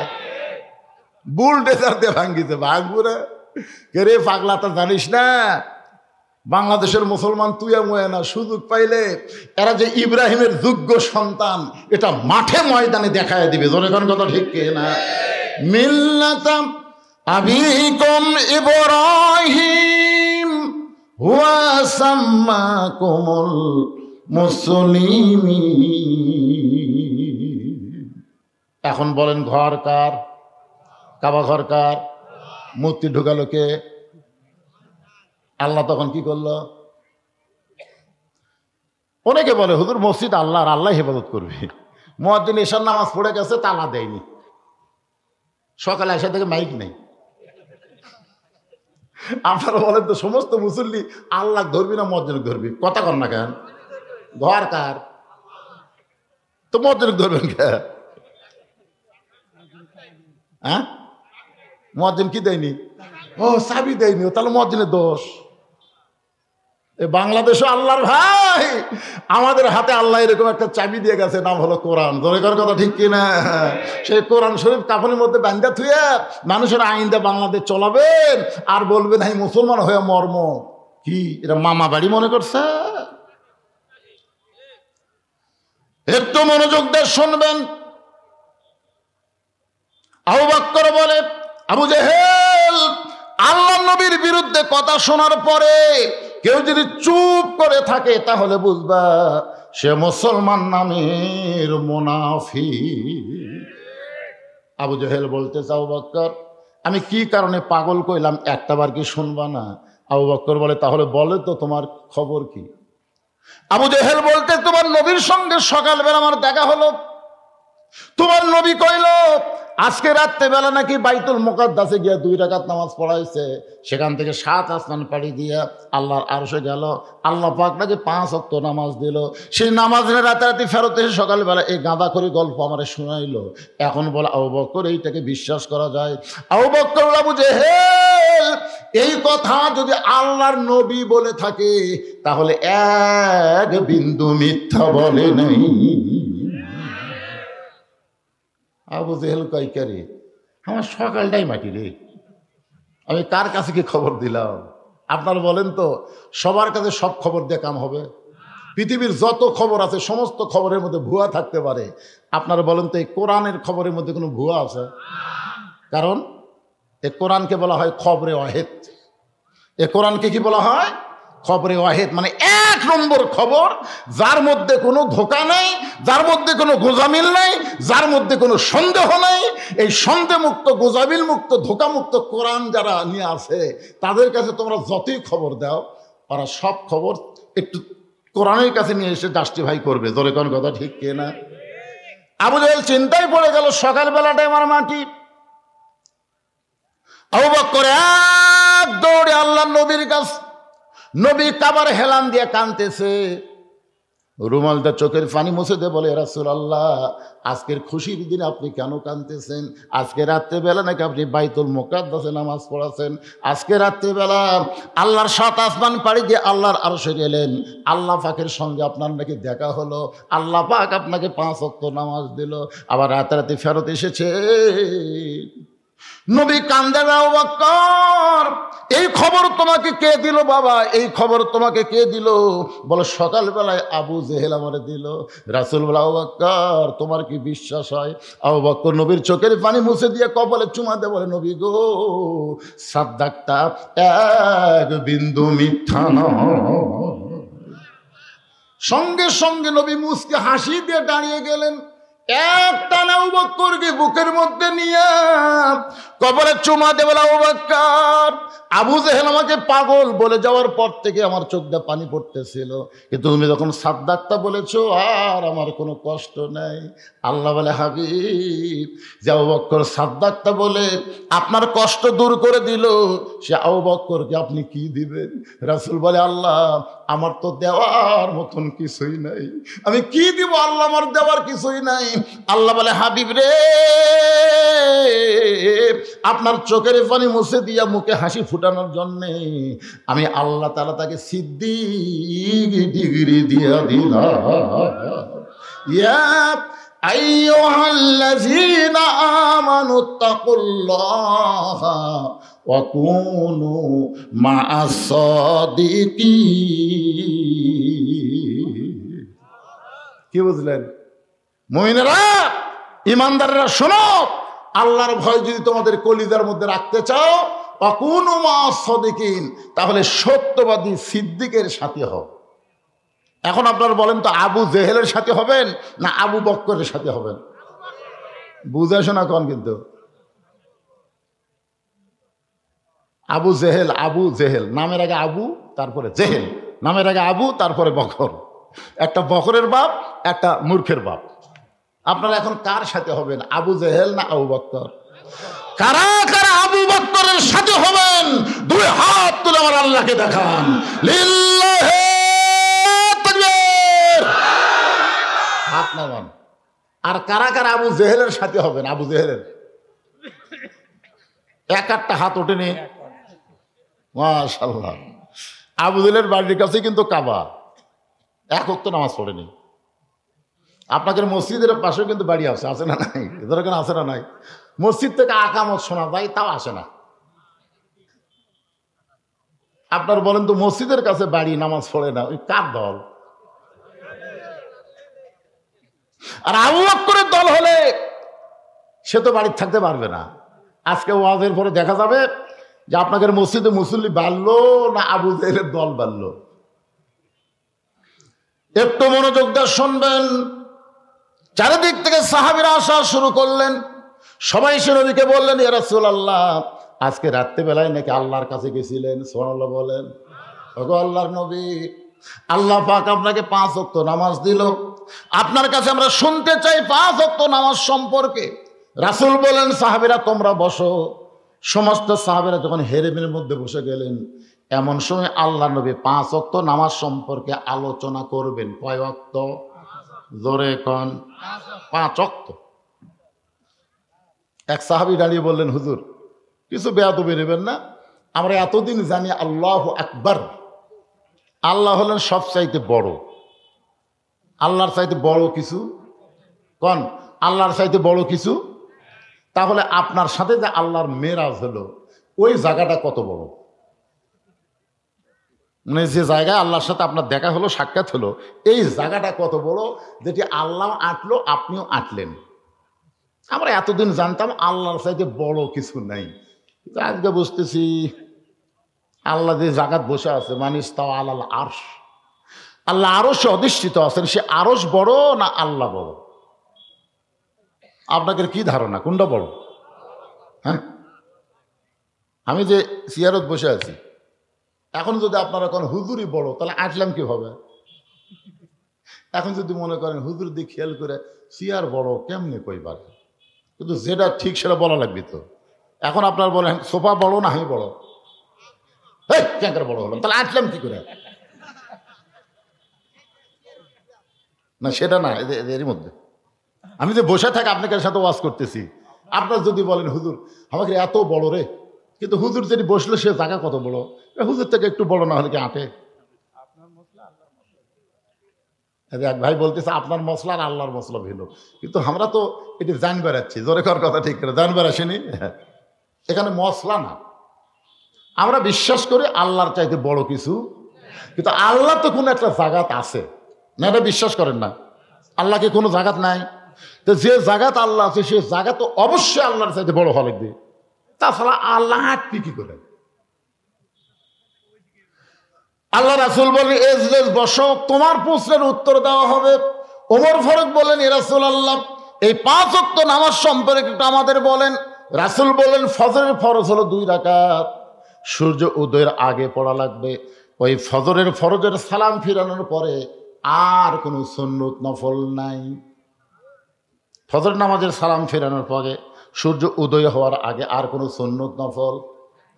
সূর্য যখন পশ্চিম দিকে হেলে যাবে, এমন সময় 4 রাকাত নামাজ জামাতের সঙ্গে আদায় করা লাগবে। ওই নামাজটা হলো জোহরের নামাজ। সূর্যের পাওয়ার যখন কমে যাবে, এমন সময় 4 রাকাত নামাজ জামাত আদায় করা লাগবে। ওই নামাজটা হলো সূর্য অস্ত যাবে, অল্প সময়ের মধ্যে গল্প শেষ করা লাগবে। 3 রাকাত নামাজ, ওই নামাজটা হলো মাগরিবের নামাজ। রাতটা যখন গাঢ় হবে, অন্তত অন্ধকারের মধ্যে নিজের অঙ্গ প্রত্যঙ্গ নিজেও ঠিক মতো দেখতে পাবেন না, এমন সময় যে নামাজটা হবে 4 রাকাত ফরজ জামাতের সঙ্গে, ওই নামাজটাই হলো এশার নামাজ। তাহলে সর্বসাকল্যে কয় ওয়াক্ত? এক বক্তা ওয়াজ করতে বলতেছে, আল্লাহর সাথে মোবাইলে যদি যোগাযোগ করবার চান তাহলে আমার কাছে নম্বর আছে। প্রত্যেকটা শ্রোতা কয়, কে রে, আল্লাহর সাথে মোবাইলে যোগাযোগ করলে বক্তার কাছে নম্বর আছে? বক্তা অন্য লাইনে ওয়াজ করে আর নম্বর কয় না। শেষে হুজুর কি ফাজলাম ওয়াজ করছেন, আল্লাহর সাথে যোগাযোগ করে নম্বর আছে? কয় আছে তো, 24434। হুজুর 24434 মানে ফজরের 2 রাকাত, জোহরের 4, আসরের 4, মাগরিবের 3, এশার 4। এই 5 ওয়াক্ত নামাজ পড়ো। আসসালাতু মিরাজুল মুমিনিন, মুমিনদের জন্য নামাজ হচ্ছে মেরাজ। নামাজের মাধ্যমেই মুমিনরা আল্লাহর সঙ্গে যোগাযোগ রাখতে পারবে। ধরে কর সুবহানাল্লাহ। খুব খেয়াল করবেন, ওমর ফারুক বলতেছে, রাসূলুল্লাহ হুজুর আপনি যদি বলেন তাহলে আমি প্রশ্ন করতে পারি, যদি আপনি বলার সুযোগ দেন, তৌফিক দেন। রাসূল বলে, ওমর কি প্রশ্ন করবা? বলে ফজরের ফরজ 2 রাকাত জোর, যোহরের ফরজ 4 রাকাত জোর, আসরের ফরজ 4 রাকাত জোর, এশার ফরজ 4 রাকাত জোর, কিন্তু মাগরিবের ফরজ 3 রাকাত বেজোর হওয়ার পিছনে কারণ কি? কারণ 5 ওয়াক্ত নামাজে সবই জোর হলে ভালো হয়, সবই জোর, কিন্তু এই মাগরিব 3 রাকাত হলো কেন? প্রশ্ন। এখনো তো নামাজ শুরু হয়নি, বুঝলেন? কেবল প্রশ্ন হচ্ছে, নামাজ সম্পর্কে ওয়াজ করবে রাসূল, আর সাহাবীদের মধ্যে একটু কথা হচ্ছে আর কি। আল্লাহ রাসূল বলেন, সাহাবীরা রে শোনো, এই মাগরিবের 3 রাকাত নামাজ যখন আল্লাহ আমাকে লাইলাতুল মিরাজে দিচ্ছেন, তখন আমি আল্লাহকে প্রশ্ন করেছিলাম, আল্লাহ কোন সাহাবী কেউ যদি আমাকে প্রশ্ন করে যে ফজর 2 রাকাত হলেও জোর, যোহর 4 রাকাত জোর, আসর 4 রাকাত জোর, এশা 4 রাকাত জোর, কিন্তু মাগরিব কেন বেজোর, তাহলে আমি কি উত্তর দিব? আল্লাহ বলেন, হাবিব আপনার উপর যেই কোরআন আমি নাজিল করেছি, যেই কোরআন আমি নাজিল করেছি, কোরআনের মধ্যে একজন নবী আছে, সেই নবীর নাম হলো ইয়াকুব নবী। ধরে বলেন, কোন নবী? নাম শুনছেন? ইয়াকুব নবী বাস করিতেন কেনানি, সবার চাইতে ভালোবাসতেন ইউসুফকে। এই গান গাইলে কি গুনাহ হবে? মাঝে মাঝে 2-1টা গান টান না হলে কিরকম হয়? কন না, সবাই একটু হো করে খান, না পারলে হো করেন। বলে ইয়াকুব নবী বাস করিতেন কেনানি, সবার চাইতে ভালোবাসতেন ইউসুফকে। ইয়াকুব নবী নির্জনে বসে আল্লাহর কাছে বলতেছেন, আল্লাহ আমার 12টা সন্তান, সর্বসাকুল্য আমার সন্তান হলো 12টা, 2টা সন্তান এত ভালো আর 10টা এত খারাপ কেন হলো? সর্বসাকুল্যের সন্তান কয়টা? 12টা। ধরে কোন কয়টা? তো 2টা সন্তান এত ভালো, বনিয়ামিন আর ইউসুফ এত ভালো, আর এই 10টা এত খারাপ কেন হলো? আল্লাহ বলে, ইউসুফ সন্তান ভালো মন্দ হওয়ার পিছনে তোমার কোনো দায়িত্ব নেই। তোমার বউ কয়টা? সেটা আল্লাহ আপনি জানেন না, আমার 2 বউ। আল্লাহ কয়, তোমার যে বউ ভালো, সে বউয়ের পেট থেকে যে 2টা সন্তান আছে, এই 2 সন্তান ভালো, আর তোমার যে বউ খারাপ, ওর পেটের থেকে যে 10টা মাল বাড়াছে, এরা হলো। এই জন্য ভাইজান, ভাবিয়া করিও কাজ, করিয়া ভাবিও না, যাকে তাকে বিয়ে করবেন না। বিয়ে করার আগে চিন্তা করা লাগবে যে এটা আমার বউ হলে এর ভিতর থেকে যে সন্তানগুলো আসবে, এই সন্তানগুলো কেমন হবে, একটু চিন্তা ভাবনা করার দরকার আছে না? হ্যাঁ, আপনারা তো বিয়ার পরে ভাবেন, বিয়ার পরে ভাবা কাম হবে না, তো আগেই ভাবা লাগবে।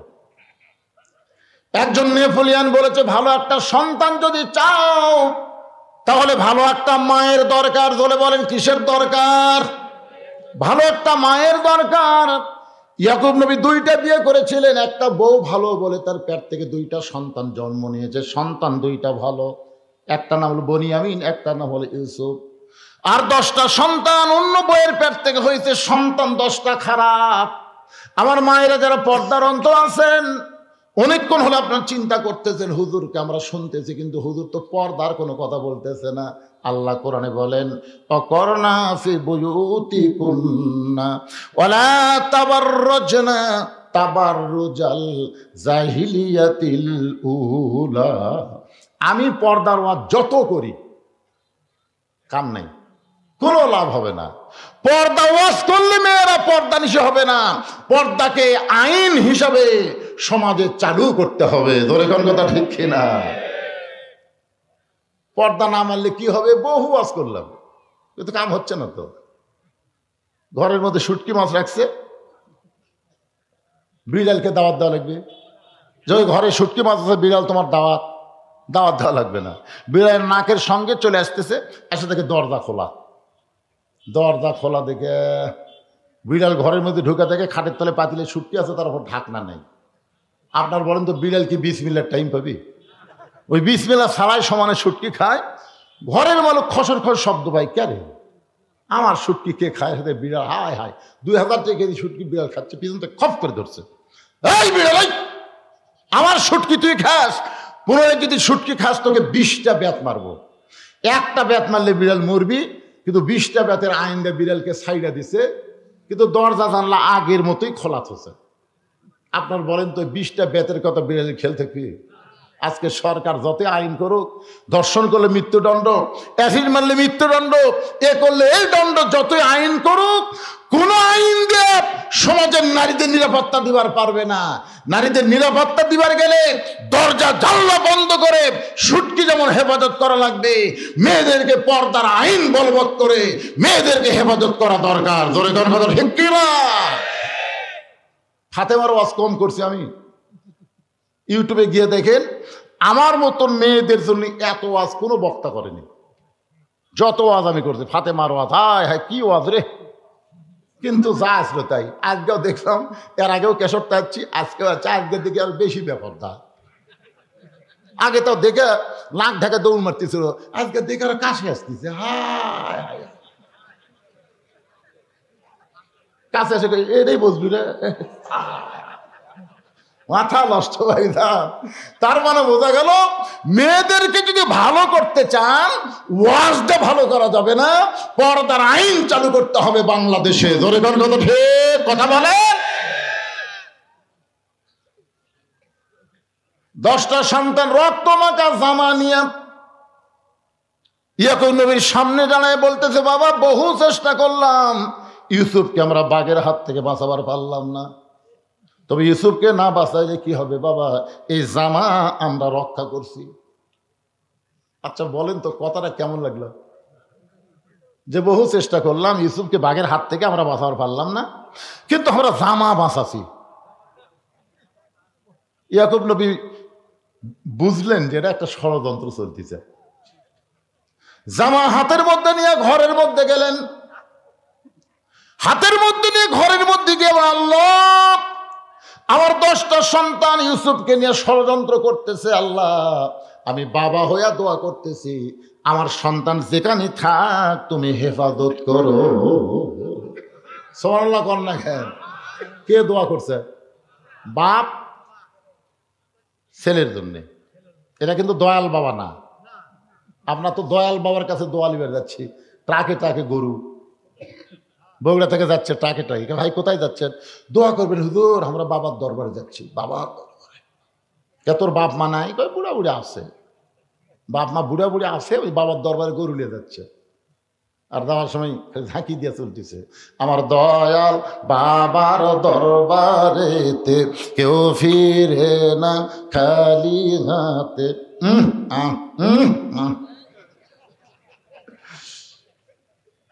আপনারা বলেন তো, নিজের বাপ মাকে বুড়া বুড়ি কয়া বাবার দরবারে গরু লিয়া যায়, এরা কি আসলেই ভালো না যাওরা? কথা বলেন। তোমার কড্ডি বাপ লাগে রে, তোমার কত বাবার দরকার? আল্লাহ কোরআনে বলেছেন, ওয়াকাযা রাব্বুকা আল্লা তা'বুদু ইল্লা ইয়াহু ওয়া বিল ওয়ালিদাইনি ইহসানান। রে দুনিয়ার সন্তানেরা শোনো, আল্লাহর ইবাদতের পরেই তোমাদের 2 নম্বর দায়িত্ব হলো তোমাদের বাপ মার প্রতি ইহসান করো, দয়া করো, ভক্তি করো। তোমাদের বাবা যদি মূর্খ হয় আর 1000 আলেম যদি তোমার পক্ষে দোয়া করে, আর তোমার বাবা যদি তোমার বিপক্ষে দোয়া করে, ওই আলেমদের দোয়া কবুল হওয়ার আগে তোমার বাবার দোয়া আল্লাহর দরবারে কবুল হবে। তাই বাপ মার মনে কষ্ট দিও না। বাপ মার মনে কষ্ট দিয়ে নামাজ হবে না, রোজা হবে না, হজ হবে না, যাকাত হবে না, কোন ইবাদত আল্লাহর দরবারে কবুল হবে না। সন্তানের ব্যবহারের কারণে বাপ মা যদি শব্দ উচ্চারণ করে, সঙ্গে সঙ্গে তার সব ইবাদত মাটি হয়ে যাবে। সাহাবেরা বলে, ইয়া রাসূলুল্লাহ বহু চেষ্টা করলাম, আলকামার জবানে কলেমা উচ্চারণ হয় না, বহু চেষ্টা করলাম গো নবী, এরপরও আলকামা সব পয়ল কিন্তু কলমা উচ্চারণ করে না। রাসূল বলেন কোন ব্যক্তি সারা জীবন যদি পাপ করে আর মৃত্যুর সময় যদি কলেমা উচ্চারণ করতে করতে মারা যায়, শুধু কলেমা জারি থাকার কারণে আল্লাহ তার জীবনের সব গুনাহ মাফ করে দেয়। আর কোন ব্যক্তি যদি সারা জীবন নামাজ রোজা সব ইবাদত করেছে কিন্তু মরার সময় জবানে কলমা উচ্চারণ হলো না, তোমরা বুঝা নিও তার একটা ইবাদত আল্লাহ কবুল করেনি। নবী নিজে গেলেন, আলকামার মাথাটা নবী নিজের উরাতের উপরে নিলেন। আলকামা হচ্ছে বদরি সাহাবী, জোরে কারণ সুবহানাল্লাহ, বদরি সাহাবী। আর কি করতেছে? নবী আমার কপালে চুম্বন দিয়ে বললেন, আলকামা বলো লা ইলাহা ইল্লাল্লাহ, লা ইলাহা ইল্লাল্লাহ। বললেন সাহাবীরা রে তোমরা জিকির করো। আলকামার সামনে কোনো শব্দ বলা যাবে না, শুধু একটাই শব্দ হবে লা ইলাহা ইল্লাল্লাহ। নবী কপালে চুমা দেয়, আলকামার ঠোঁটে চুমা দেয়, আর বলো লা ইলাহা ইল্লাল্লাহ। আলকামা আবল তাবল কথা কয় কিন্তু কলেমা উচ্চারণ করে না। নবী ডাকতে বলেন, আলকামার বাড়িতে যাও, কে আছে খবর দাও, যদি থাকে আমার দরবারে নিয়ে আসো। সাহাবীরা আলকামার বাড়ি পর্যন্ত গেলেন, খবর পাইলেন তার একটা বৃদ্ধা মা এখনো দুনিয়ায়। ডাকতে বললেন, মাগো আপনার আলকামার কোনো ব্যবহারে কি আপনি কষ্ট পাইছেন? আলকামার জন্য কি আপনি কোনো গোয়ার দোয়া করেছেন? মা বলতেছে, বইয়ের বুদ্ধি শুনে আলকামা একদিন আমাকে ধাক্কা মারছিল। বইয়ের কথা বিশ্বাস করে মাকে বিশ্বাস করেনি, আমারে ধাক্কা মারছে, আমি পড়ে গিয়ে বলছি তোর শাস্তি আল্লাহ দিবে। সাহাবীরা বলতেছে চলেন নবীর কাছে। আলকামার মাকে নবীর দরবার আনা হলো। নবী বললেন, মা আলকামাকে মাফ করে দাও। মা বলতেছে এত কষ্ট দিছে বইয়ের কথা শুনে, আমি আলকামাকে মাফ করব না। রাসূল বললেন, তাহলে তোমরা আগুন আর খড়ি একত্র করে আগুন লাগাও, আলকামাকে আগুনে পুড়ে ছাই করে দাও। যে আলকামার মুখে সব কথা উচ্চারণ হয়, কলেমা উচ্চারণ হয় না, সে মরে গেলে তো জাহান্নামী হবে। খামাকা দুনিয়াতে তাকে দাফন করে কি হবে? পুড়ে ফেলো। আগুন আর কাঠ একত্র করে যখন আগুন জ্বালাবে, আলকামার মা চিল্লায় বলে, আমার সন্তান দুনিয়াতে আগুনে পুড়াবে, আমি সহ্য করব না, আমি আমার সন্তানকে মাফ করে দিলাম। নবী বলে, যাও আলকামার কাছে, মুখের কাছে কানটা লাগায় শুনতেছে আলকামা আল্লাহর কলেমার জিকির করতেছে। বইয়ের বুদ্ধি শুনে মারে কষ্ট দাও, বইয়ের বুদ্ধি শুনে বাবাকে দেখতে পাও না, এমন সন্তান আজকে সতর্ক হয়ে যাও। দেখো বাবা সন্তানকে কেমন ভালোবাসে। নির্জনে গিয়ে আল্লাহর কাছে বলতেছে, আল্লাহ আমার ইউসুফকে তুমি হেফাজত করো। বাবার দোয়া আল্লাহ কবুল করেছে। কূপের মধ্য থেকে ইউসুফকে বণিকেরা তুলেছে। পানি পান করতে গিয়ে দেখে চাঁদের মতো সুন্দর ফুটফুটে সন্তান, হাত পাও বাঁধা। তোলার পরে সবাই বলতেছে, আমি নিব, আমি নিব, আমি নিব। সবাই নিবার চায়, সুবহানাল্লাহ কন্যাকে। সবাই ইউসুফকে নেওয়ার জন্য যখন জিকির করতেছে, বণিকের সর্দার বলতেছে, তাহলে টুকরা টুকরা করে নেওয়া হোক। বলে, টুকরা টুকরা করে নিয়ে কি হবে? তাহলে একে বাজারে বিক্রি করে যে টাকা হবে আমরা সবাই টাকা ভাগ করে নিব। আজিজ মিশরের বিবি জুলাইখার কাছে 1 লক্ষ স্বর্ণ মুদ্রা দিয়ে বিক্রি করা হলো। আজিজ মিশরের স্ত্রী জুলাইখা ইউসুফকে লালন পালন করা শুরু করলেন। কোরআনে প্রথম বলা হয়েছে ওলাদুন, সন্তান হিসাবেই তাকে লালন পালন করতেছে। কারণ বহুদিন বিয়ে হয়েছে, জুলাইখার পেট থেকে কোনো সন্তান হয় না। মেয়েরা কিন্তু সব কিছু পাইলেও একটা না পাইলে বেয়া খুশি, সেটা হলো সন্তান। মেয়েদেরকে আপনি সব দিলেন কিন্তু একটা সন্তান হয় না, ওই মাটা সবচেয়ে বড় কষ্টে। ধরে কোন কথা ঠিক কি না? মা মাতৃত্বে খুশি। ইউসুফ যখন বড় হয়ে গেল, পুরুষ মানুষ যখন বড় হয়, আল্লাহ তখন তার কিছু জিনিস প্রকাশ করে দেয়। এগুলো জিনিস দেখলেই বোঝা যাবে লোকটা পুরুষ মানুষ। সুবহানাল্লাহ কন্যা কেন? প্রথম মোষ, দাড়ি। মরদ মানুষের চিহ্ন আছে না নাই? আমার এক সম্পর্কে বোন হয়, আমাকে বলে, ভাইজান আমার স্বামী শাকিব খানের মতন সুন্দর তো, কিন্তু রাস্তায় যখন স্বামী নিয়ে যায় তখন রাস্তার মেয়েরা খেলে আমার স্বামীর দিকে ফেল ফেল করে তাকা থাকে। আমি বউ, আমার সামনে আমার স্বামীর দিকে কোনো মেয়ে মানুষ তাকালে আমার খুবই খারাপ লাগে। আমার স্বামী আমি একলাই দেখবো, কোনো মেয়ে যেন না দেখে। কোনো দোয়া আছে? আমি বললাম একটা দোয়া আছে, তোমার স্বামীকে চাচা বানাও। যেই কইছি চাচা বানাও, কথার বুঝবার পারেনি। হুজুর আপনি একটা আলেম মানুষ, আপনি একটা কথা বলেন, স্বামী চাচা কর, এই তো চাচা কবার করছি, তাই চাচা বানাবার করছি রে। এমন কিছু তোর স্বামীকে করবি সবাই যেন চাচা কর, বুঝতে পারছে? হাতটাও ধরে 4 আঙ্গুল দাঁড়িয়ে তো আছে। এখন ওই বউ স্বামীগুলা রাস্তার মধ্যে তাই একটা মেয়ে মানুষও তাকায় না, কারণ চাচার দিকে তাকাবি। কোনো মেয়ে যদি ভুল করে তাকায় তাহলে সালাম দেয়, বলে চাচা কেমন আছেন। বউ কই যাক রে, স্বামী আমার একলাই হয়ে গেল। কি কোন মরদ মানুষের চিহ্ন নাই, কথা কোন আছে না নাই? আমারও ওয়াজ শোনার পরও এক স্বামী দাঁড়িয়ে রাখে না। আমাকে এক মেয়ে বলে হুজুর এইরকম তো আপনি যতই দাঁড়িয়ে ওয়াজ করেন আমারটা রাখতেছে না। আমি বলে এখন তোমাকে ওয়াজ করা লাগবে। কি ওয়াজ? আমি শিখে দিলাম। স্বামী কেবল মার্কেট থেকে আইসে, স্বামীর হাত ধরে ড্রেসিং টেবিলের সামনে গেছে, যে বউ বলতেছে দেখো তোমার চেহারা আমার চেহারা একই চেহারা, আমারও দাড়ি মোছ নেই তোমারও দাড়ি মোছ নেই, দেখো দুইজনে কি একই লাগতেছে রে। কিছুক্ষণ পরে বউ বলতেছে আল্লাহ যদি আমাকে দাড়ি দিত, আল্লাহ যদি আমার মোজ দিত। স্বামী মেয়ে মানুষ কোন দাড়ি হয়? তখন বউ এই মরদ, পুরুষ মানুষ কোন দাড়ি কামানো হয়? তারপরে আর দাড়ি কামায়নি, কারণ মরদ হওয়া লাগবি তো, হওয়া লাগবে। কথা কর না কেন, এই কথা কর না কেন, কি হয়ে গেছে? কি হচ্ছে?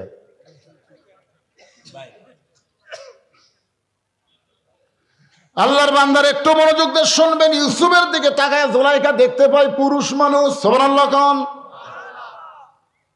এতদিন সন্তান হিসেবে লালন পালন করেছে, এখন পুরুষ সত্য প্রকাশ পাচ্ছে। ছোট বাচ্চা নাবালক অবস্থায় পর পুরুষের কাছে একই বিছানায় রাখা জায়েজ? জোরে কোন? জায়েজ?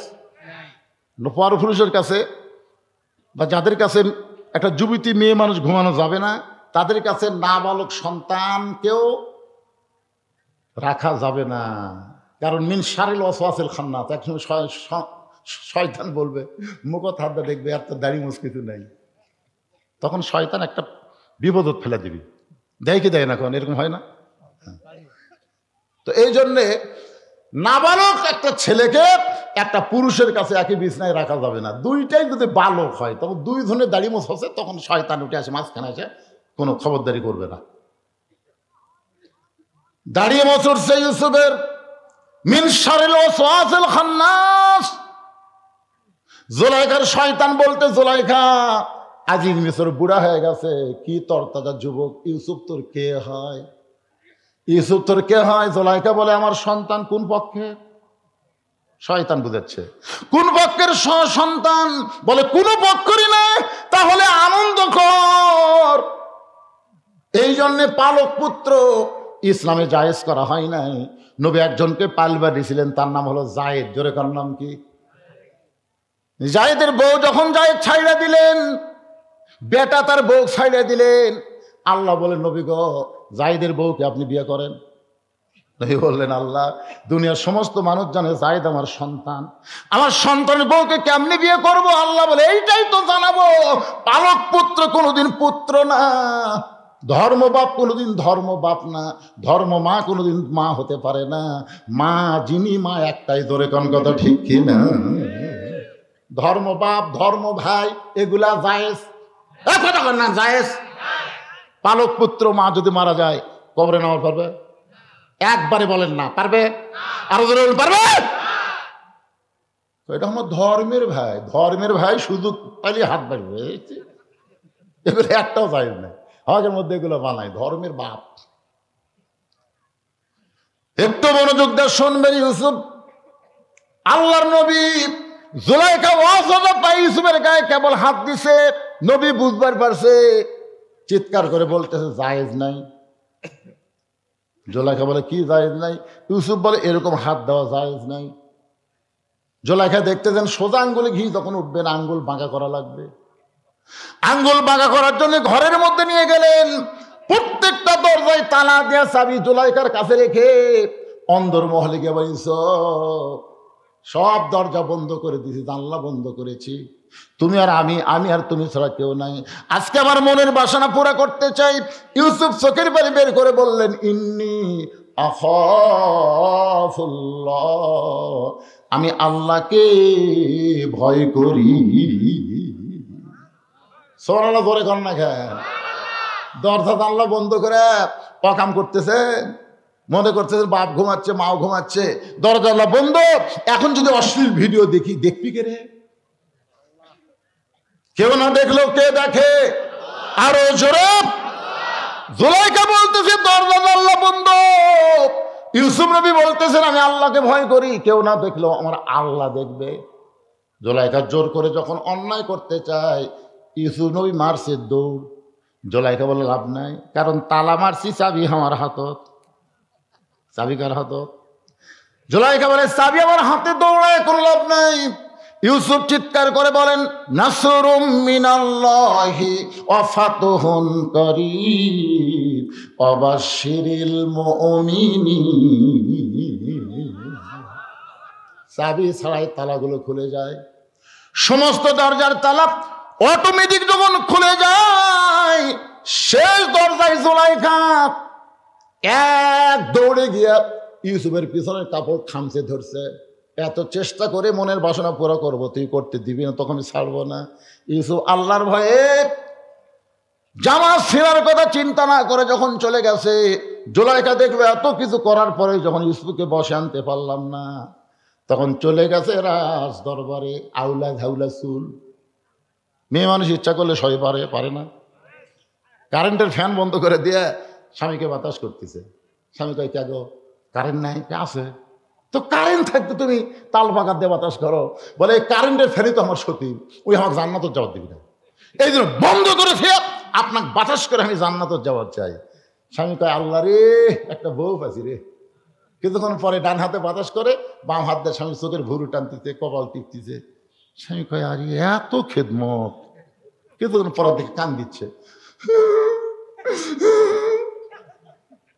স্বামী কয়েছে কি হয়েছে? ওই না কান্দো কে? কান্দার কারণ হলো তোমার বুড়া বাপ, তোমার বুড়ি মা আমার কলজা জ্বলে গেছে। তুমি যখন ব্যবসা করবার দাও, চাকরি চাও, অফিসে যাও, তখন এই বুড়া বুড়ি আমার খালি থবে। এত কষ্ট করে আমি কেমনে আছি কলজা তুমি জানো? তাই কয়ের বাতাস করে কলজা। এই বুড়া বুড়ির সাথে যদি তুমি থাকবার চাও, তাহলে আমার বাপের বাড়িতে পাঠিয়ে দাও। আর যদি হামাকলে সোনার সংসার করবার দাও, সোনার, তাহলে ওই বুড়া বুড়ি বাদ দিয়ে আমাকে ভিন্ন হওয়া লাগবে। তুমি কি কবা কও, অমা আলাই না ইল্লাল বালাক, মানে আমার যা ওয়াজ আছে তোমাকে শুনালাম, এখন তোমার ওয়াজ কি? সঙ্গে সঙ্গে স্বামী লাভ দিয়ে উঠছে, অবাসাইনাল ইনসান বিওয়ালিদাইহি ইহসানান হামালাতুহু উম্মুহু, আল্লাহু আকবার। লাভ দিয়ে উঠছে। বউ কই কি হলো, লাভ দিয়ে উঠলেন কেন? কই তুই কি ব্যাগ টুক গোছাছু না গুছা দেবো? ব্যাগ গুছা দিবেন মানে তুই বাপের বাড়ি যাবো না? তোর বাপের বাড়ি যা, তোর তো বেশিক্ষণ থোয়া যাবে না, তুই আল্লাহর গজব। আমার বাপ মায়ের বিরুদ্ধে কথা বলিস, তুই তো গজব, তোর তো বেশিক্ষণ থোয়া যাবি না রে। যা যা, খালি নয় তোর 3 তালাক দে ফাটা মরে যা। তুই কোন গাড়ির যাবো? তালাকের গাড়ির ছোড়া বাপের বাড়ির যা। বউ দৌড়ে এসে স্বামীর পা ধরে বলতেছে আপনার পরীক্ষা করলাম, আপনার পরীক্ষা করলাম, আপনি আসলে আল্লাহর ওলি। এবার ওলি হাসা হে, মেয়ে মানুষ কিন্তু আলা ভালা কালা বহু জানে, জানে কে জানে, কথা কন না কেন, জানে কে জানে। আগামী বছর থেকে আমাকে দাওয়াত দিবার দিবি? এটা বাদ দেয়, এই গুমর ফাঁস করেতে চলে গেছে। স্বামীদের কাছে তাদের বাপ মার বিরুদ্ধে কোনো ওয়াজ করো না। তোমার বাপের জন্য, তোমার মায়ের জন্য তোমার স্বামী কত কি করে, একটাবার খেয়াল করে দেখো তোমার বাপের জন্য কি করতেছে, তোমার মার জন্য কি করতেছে, আর তার মায়ের জন্য, তার বাবার জন্য তুমি কি করলে। বাংলাদেশ 70-80 জন জামাই তার শ্বশুর শাশুড়িকে ভালোবাসে, বাংলাদেশ 20 জন বৌমা তার শ্বশুর শাশুড়িকে ভালোবাসে না। ধরে কথা কর না কেন? এটা আমার বাপের, এটা আমার মায়ের, এটা আমার ভাইয়ের, খালি তোর 14 গোষ্ঠীর গল্প করিস কারা। এতে আমাদের আগামী 2 তারিখে 5 মেলা হবে। আমার বউ আমাকে বলতেছে আমার এইগুলা মোবাইল করেন, 3-4 বার করে, আমি কর্ম না কেন? তুই তো একটাবার আমার গুলার কথা কইস না। তোর গুলার কথা ঠিকই কস, মরদ মানুষ একটু চালাক হওয়ার দরকার আছে না, দরকার আছে না নাই? আলা ভোলা কালা ঝোলায় খায় এক দৌড়ে রাজ দরবারে, চোখের পানি নিয়ে কান্দার বলে একটু চেষ্টা করার কারণে বাঁচলাম, নসেদ আজকে পড়ে গেছিলাম। সমস্ত বিচারক বলে মা কি বিপদ? বলে ইউসুফ আমাকে ধর্ষণ করবার চাইছিল, ইউসুফ আমাকে ধর্ষণ করবার চাইছিল, বহু চেষ্টা করে ইউসুফের হাত থেকে আমার ইজ্জতকে আমি বাঁচাইছি। সমস্ত বিচারক বলতে মা কোনো টেনশন করেন না, অবশ্যই ইউসুফের বিচার হবে, কোনো টেনশন করেন না, অবশ্যই ইউসুফের বিচার হবে। আপনারা বলেন তো, জুলাইখা অভিযোগ করলো আর বিচারপতিরা বললো অবশ্যই বিচার হবে। এখানে তদন্তের দরকার আছে না নাই? যেরকম আছে না নাই? তদন্ত ছাড়াই বিচার। একটু মনোযোগ দিবেন। আমাদের বাংলাদেশে 15.5 বছর খালি থানাত অভিযোগ দিছে, তদন্ত না করায় সমান তালে বিএনপি জামাতের লোকজন ধরছে। তোর কথা ঠিক না? ময়না টিয়া বউলে শুতিছে, বউলে কেবল শুতিছে, ইতিমধ্যে পুলিশ। ও বাবা রে, আমরা যদি এখন কিছু একটু বিরুদ্ধে কই, অনেকে কই হুজুরা ফেলে কাম পাইনি। এই কাম পাইনি মানে বাড়ির থাকতে দেয়নি, আলুর বাগুরের মধ্যে ঘুম পাড়া লাগছে। দরকার কথা ঠিক করে কত কষ্ট করলাম, আর দু একটা কথা অ্যাঙ্গেলে বললি তোর কি কলটা বাজে কেরা? কি কর অভিযোগ, খালি অভিযোগ দিলে হবে, কোনো তদন্ত নেই। পরের দিন সমস্ত বিচারকেরা ফাঁকা জায়গায় বিচার করার জন্য ইউসুফকে হাজির করা হয়েছে। ইউসুফকে হাজির করে বিচারকের প্রধান বিচারপতি বলতে, ইউসুফ যে তোমাকে মায়ের মতন লালন পালন করলো, আজকে তুমি যুবক হয়ে তার সর্বনাশ করবার চাইলা, এইটা কেমন কথা ইউসুফ? এইটা কেমন কথা? যত মানুষ বিচার দেখবার আইছিল সব ইউসুফের দিকে তাকায় চিন্তা করে, এই ভালো মানুষটা কোনোদিন এই অন্যায় করতে পারে? সাইদি হুজুর নারী নির্যাতন করতে পারে, ধর্ষণ করবার পারে, মানুষ খুন করবার পারে? এই ভালো মানুষটা, এই ভালো মানুষ, কি সুন্দর চেহারা, কি সুন্দর দাড়ি, কি সুন্দর মাথায় টুপি, সবসময় বউকে কোরআন নিয়ে আদালতে যেত। ধরে কোন কথা ঠিক কিনা? এই মানুষটা। সমস্ত লোকে ইউসুফের দিকে তাকায় দেখে এই মানুষটা জুলাইখাকে ধর্ষণ করবে। চেহারা সুরত দিকে আমাদের বিশ্বাস হয় না, কিন্তু কি করবে, জবান বন্ধ। স্বৈরাচারের কাছে মানুষের জবানের কোনো দাম নাই। ধরে কোন ঠিক কিনা? কি বলবে? সবাই ফেল ফেল করে তাকায়। সবাই জানে এই মানুষটা কোনোদিন এই অন্যায় করতে পারে না, এই ধর্ষণের মতন কাজ এই মানুষ কোনোদিন করতে পারে না, এটা সবাই বিশ্বাস করে, কিন্তু জবান খুলতেছে না। কেউ যখন জবান খোলে না, এমন সময় মায়ের স্তনের দুগ্ধ পান করতে করতে 2.5-3 বছর একটা বাচ্চা বলতেছে, কে রে? ইউসুফকে তোমরা বিনা তদন্তে শাস্তি দেবার চাও? তদন্ত করে দেখো, জামার সামনে যদি ছিঁড়ে যায় তাহলে বুঝবা ইউসুফের দোষ। কারণ ইউসুফ জুলাইখাকে ধরবার চাইছিল, জুলাইখা বহু কষ্ট ইউসুফ থেকে ইজ্জত বাঁচাইতে, তাহলে জামার সামনে ছেঁড়া হবে। আর যদি পিছন দিকে জামা ছেঁড়া হয় তাহলে বুঝবা জুলাইখার দোষ। কারণ ইউসুফ অন্যায় করবে না, জুলাইখা জোর করে করাবে। তোমরা তদন্ত করে দেখো। সমস্ত বিচারক বলে, কে কথা কয় রে? কে কথা কয়? এই বর্তমান স্বৈরাচারীর যুগে কথা বললে তার ভয়। কথা কি কয় রে? এত মরদ কে হলো রে? তদন্তের কথা কয়। মা বলতেছে, এটা বড় মানুষ না, শিশু বাচ্চা, কি করবেন? মেরে ফেলে দেবেন না কি করবেন? তেজের উপরে নিয়ে যাওয়া হলে শিশু বাচ্চা। সবাই বলতেছে বাচ্চার কোনো দোষ নাগে, তদন্ত করো। সমস্ত বিচারক তদন্ত করে দেখে জামার সামনে তো ছিঁড়া দূরের কথা, একটা ময়লা পর্যন্ত লাগে নাই, আর জামার পিছনে দেখে ছিঁড়া ছোট কালো ময়লা।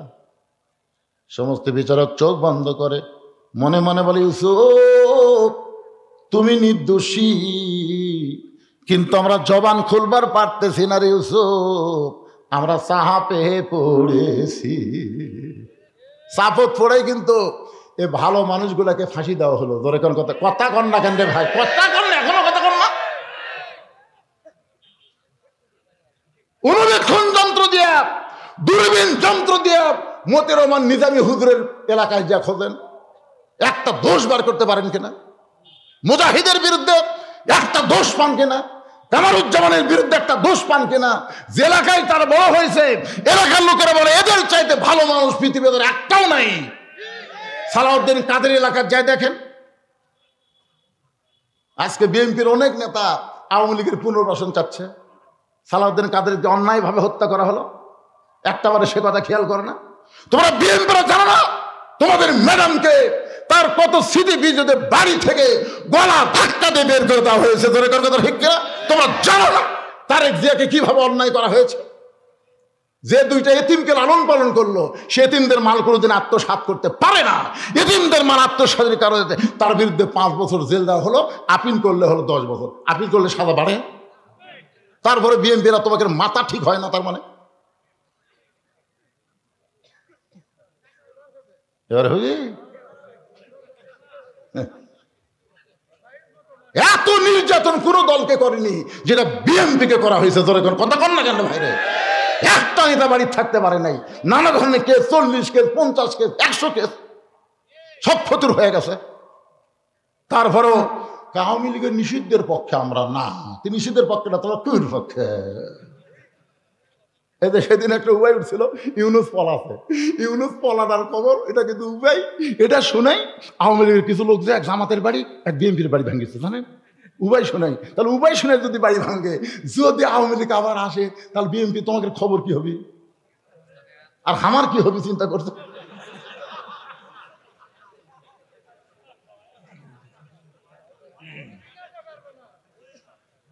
না যদি যদি কথা বলছে না, যদি আরে 40 পাগলা। এই কয়দিন আগে একটা উপায় উঠছিল না যে ইউনুস পলাছে, ভাঙবার গেছে পারে, সেটা ইউটিউব দিছে, দেখেন না আপনারা? দেখেন নি? হ্যাঁ, ধরা খাসা কি বিরক্ত হচ্ছে। মগরিবের সময় কিন্তু ওয়াজ কম হয় না ভাই, জানেন? ঘড়ির দিকে তাকা থেকে ময়নারা, আমি যখন উঠছি 10 মিনিট 6টা 10, এখন বাজতেছে 8টা, 1 ঘন্টা 50 মিনিট কিন্তু ওয়াজ হয়ে গেছে ময়না।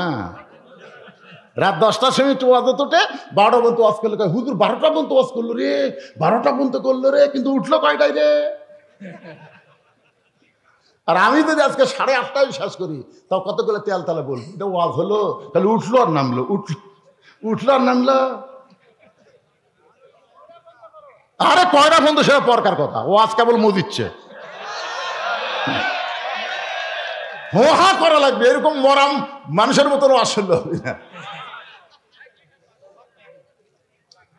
লিল্লাহে তাকবীর। মাগরিবের 3 রাকাত নামাজ কেমনে পাইলাম এইটা আপনাদের সামনে বলতেছি। কিছুক্ষণ পর আমাদের সামনে যে 4 রাকাত নামাজ আসতেছে, সেই নামাজটা হলো এশার নামাজ। জোরে বলেন কিসের নামাজ? এশার 4 রাকাত ফরজ কেমনে পাইলাম? বাজানগো, বর্তমানে একটা নবী এখনো মৃত্যুবরণ করে নাই, চতুর্থ আসমানে বহাল তবিয়ত আছে। এই নবীর নাম হলো ঈসা পয়গাম্বর। জোরে বলেন নাম কি? ঈসা পয়গাম্বর। আল্লাহ যখন দুনিয়া থেকে আসমানে নিয়ে গেলেন, ঈসা বলতেছে, আল্লাহ মানুষ দুনিয়াতে মরার জন্য যায়, কিন্তু আমার তো মৃত্যু হলো না, আমার খবর কি? আল্লাহ বলে, ঈসা তোমার মৃত্যু হবে, তোমার মৃত্যু হবে। ঈসা বলে, আল্লাহ চতুর্থ আসমানে কি আমার মৃত্যু হবে? আল্লাহ বলে, ঈসা রে চতুর্থ আসমানে তোমার মৃত্যু হবে না, তোমার মৃত্যু হবে দুনিয়ায়। ঈসা বলে, আবার নবী করে কবে পাঠাইবেন? আল্লাহ বলে, নবী করে না, তোমাকে বিশ্ব নবীর উম্মত করে দুনিয়াতে প্রেরণ করা হবে। সঙ্গে সঙ্গে ঈসা নবী এক নিয়তে 4 রাকাত নামাজ আদায় করে। আল্লাহ বলে, ঈসা রে এই 4 রাকাত নামাজ আদায় করার কারণ কি? ঈসা বলতেছে, আল্লাহ আপনি আমাকে নবী করে দুনিয়াতে পাঠাইছিলেন, আমি তেমন খুশি হতে পারি নাই, কিন্তু বিশ্ব নবীর উম্মত করে দুনিয়াতে প্রেরণ করবেন, এই খুশিতে শুকরিয়া স্বরূপ 4 রাকাত নামাজ পড়ে আপনাকে শুকরিয়া জানাই। আল্লাহ বলে, নবী গো এই ঈসা নবীর 4 রাকাত নামাজ আমার এতই ভালো লাগলো, আপনার উম্মতের জন্য এশার 4 রাকাত ফরজ হিসাবে দিয়া দিলাম। আপনার উম্মতেরা এশার 4 রাকাত ফরজ নামাজ যখন জামাত আদায় করবে, ঈসা নবীর সমপরিমাণ সওয়াব আমি আল্লাহ দিয়া দিব। এখন এখানে একটা মারাত্মক কথা, সে কি? ঈসা নবী বিশ্বনবীর উম্মত হওয়াতে খুশি না বেজার? আর আমরা? তাহলে আমার সঙ্গে সকলে বলেন, নবী না হয়ে দুনিয়ার, না হয়ে ফেরেশতা আল্লাহর, হয়েছি উম্মত আপনার, তার তরে শুকুর। আমি কিন্তু আলোচনা করতেছি মাগরিবের 3 রাকাত। মাগরিবের 3 রাকাত কিন্তু এখনো বলা হয় নাই। আমি আপনাদের সামনে বলবো, মারাত্মক কিছু ওয়াজ এই মাগরিবের নামাজের মধ্যে আছে। শুনবেন না ভাইজান? কারা কারা শুনবেন আল্লাহকে একটু হাত দেখান। এই যারা হাত তোলেন তারা তোলেন, টেনে তোলেন, লিল্লাহু আকবার, হাত নামান। মাত্র 10টা মিনিট আপনাদের একটু ধৈর্য ধরা লাগবে। এই মসজিদের জন্য, মসজিদের উন্নয়ন কল্পে মাহফিল। আপনাদের কাছে চাদর যাবে, রুমাল যাবে, অথবা ব্যাগ যাবে, যেটাই যাবে। একজন উঠবেন না, এই সময় যদি হাত তোলার পরে ওঠেন, এখন হাত তুললেন আর লাফ দিয়ে উঠলেন, তাহলে আশা করা যায় কিছু একটা হতে পারে। পারে না? কি হবে? হয়তো দেখবেন আপনারা উঠে পর পারতেছেন না, আপনি দাঁড়াবার পারতেছেন না, প্যারালাইসিস হয়ে গেল। কি করবেন? চাচা চাচা আমার গামছা না দিয়ে হাতত দিতে 500 টাকা। আল্লাহ ভাস্তার এই 500 টাকা দানকে আল্লাহর ঘরের জন্য কবুল করেন। সকলে বলেন আল্লাহুম্মা আমিন। এই বাজারে এই গামছা, রুমাল, কুটি এগুলো আছে, সেট করা আছে? দেন না ব্যাগ দিয়ে। ও ব্যাগ, মাশাআল্লাহ, দাও ব্যাগ দাও। একের সাইড থেকে ধরো, বেশি লম্বা সময় আদায়ের জন্য দেওয়া যাবে না। দাও। এই দেখেন লেখা আছে যে, এটা কি লেখছে? কেশরতা বাইতুত তাকওয়া জামে মসজিদের ব্যাগ। এই ব্যাগ যাদের হাতে আছে আপনারা শুধু তাদেরকেই দিবেন, অন্য ব্যাগ আলাদা যেন চান্স না নেয়। এটা মেয়েদের মধ্যে মেয়েরাই তুলবে, তাই না? ওখানে যারা আছে ওই সতর্ক করে দিবেন। মায়েরা, ব্যাগের গায়ে লেখা থাকবে কেশরতা তাকওয়া জামে মসজিদ। এই মসজিদের লাল ব্যাগ, লাল ব্যাগের মধ্যে আপনার দিয়ে দেবেন ইনশাল্লাহ। এই জান্নাত ভিতরে যান। এখন আল্লাহর কোনো বান্দা যদি বলে, হুজুর এক ভাইস্তা যেরকম দৌড়েছে হাতত 500 দিল, এরকম যদি 500, 1000, 2000 দেওয়ার চান, এই সময়ের মধ্যে ব্যাগের আদায়ের ভিতরেই আল্লাহর রাস্তা আপনারা দিয়ে যাবেন ইনশাল্লাহ। আসেন আসেন আসেন আসেন, আল্লাহর রাস্তা আসেন, দৌড়ে দৌড়ে আসেন। সোনামণি গার্মেন্টসের রেজাউল আল্লাহর ঘরের জন্য 500 টাকা দান করেছে। আল্লাহ তার দানকে কবুল করেন। আল্লাহ নেক নিয়ত নেক আশা পরাক, আল্লাহুম্মা আমিন। যারা দিবেন দেরি করেন না, সময় কিন্তু পরে আর পাবেন না, খুব তাড়াতাড়ি করেন। আসেন, আল্লাহ তোমার এমন টেস্ট করছে, বেকার দেওয়া কি কঠিন। এই চিল্লা চিল্লি না, জবান বন্ধ করে তোলো। টাকা না দিলে লড়বা না, টাকা লিয়া তারপর লড়বা। মিসেস নেহা পোল্টে হাজারি, রায়কালী বাজার, সে বহু দূর তো রায়কালী। সে রায়কালী বাজার থেকে আল্লাহর বান্দা 3000 টাকা দান করেছে। আল্লাহ তার দানকে কবুল করেন। আল্লাহ নেক নিয়ত নেক আশা পরাক, আল্লাহুম্মা আমিন। ভাইজান এরকম যারা দান করবেন আসেন, দেরি করেন না, আসেন, সবাই আসেন। সবাই তার গামছার মধ্যে দিবেন না, হাতে দিবেন। তারা ইনশাল্লাহ চলে আসেন। আজকের মাহফিলের প্রধান অতিথি আসে নাই, নাম কি? আবু হাসান ভাই, উপজেলার সাধারণ সম্পাদক বিএনপি। উনি 5000 টাকা নগদে করছে দান। এত নির্যাতনের পরেও, নিষ্পেষণের পরেও ভাইজান আমার 5000 টাকা নগদে দান করেছে। আল্লাহ ভাইয়ের দানকে কবুল করেন, জোরে কোন আমিন। প্রধান অতিথি আসে নাই, আসবেন উনি? আচ্ছা ঠিক আছে, প্রধান অতিথি আসে নাই মহিত তালুকদার, ওনার ভাইটা অসুস্থ। আমরা সবাই তার জন্য দোয়া করবো, আল্লাহ যেন পুরোপুরি সুস্থ প্রদান করে, জোরে করে আমিন। এই কে 500,000 দেবেন? দেরি করেন কেন? এই কেশবতার লোকেরা আপনারা দেরি করেন কেন? গ্রামের লোকেরা আপনারা দান করবেন না?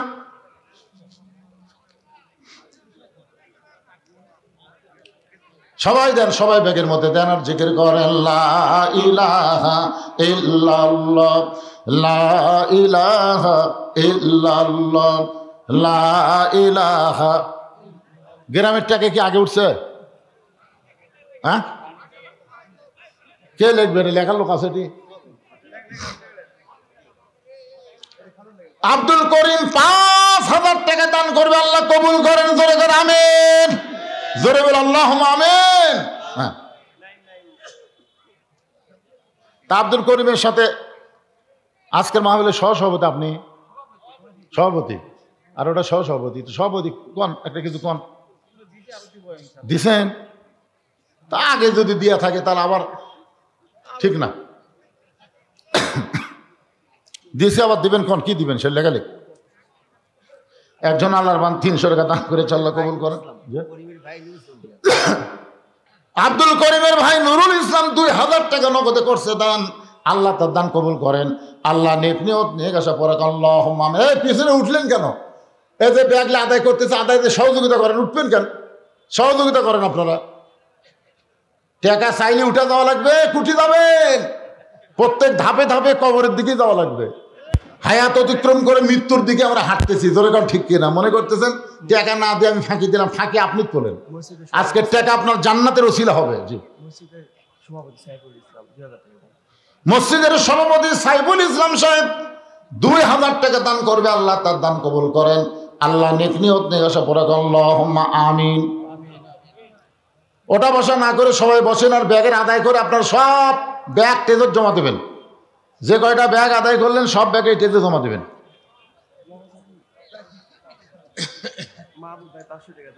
মাহবুব ভাই 500 টাকা টাকা দাও। ও বাকি? আচ্ছা ঠিক আছে।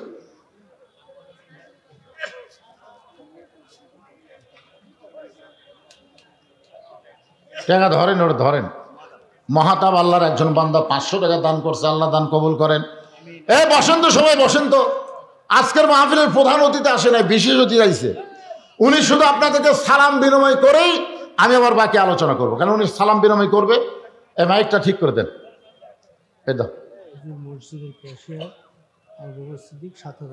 মসজিদের ক্যাশিয়ার মাশাআল্লাহ আবু বকর 1000 টাকা দান করবে। আবু বকর সিদ্দিকের সঙ্গে তারে জান্নাতি কবুল করেন। জোরে বলে আল্লাহুম্মা আমিন।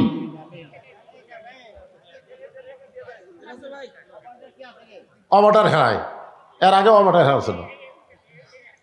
এক বক্তা ওয়াজ করে চোখ বন্ধ করে, কেউ না মাইকালা বসে আছে, অক্সাবা ধরে বলতে সব বরকত তোর উপর পড়ুক রে।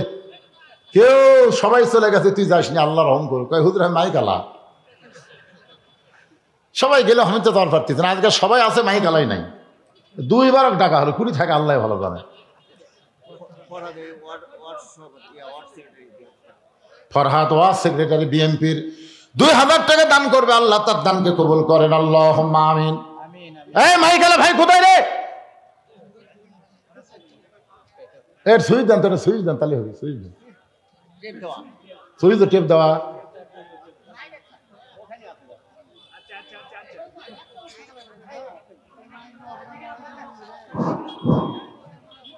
হ্যাঁ ভাই, একটু সালাম বিরমি কর। আউযু বিল্লাহি মিনাশ শাইতানির রাজিম। বিসমিল্লাহির রহমানির রহিম। আজকে উপস্থিত এই ইসলামিক জলসা আমার শ্রদ্ধেয় মুরব্বী সভাপতি মেজর সাহেব, উপস্থিত আছেন আমাদের এলাকারই একজন সুপরিচিত বক্তা মৌলানা বজলুর রশিদ, আর উপস্থিত আছেন আমার দলীয় এবং বিভিন্ন এলাকার মুরব্বী। আসসালামু আলাইকুম। আমি বেশি কিছু বলবো না, আমি বক্তাও নয়। আমি একটা কথা বলতে চাচ্ছি, কথাটা এই মাহফিলটা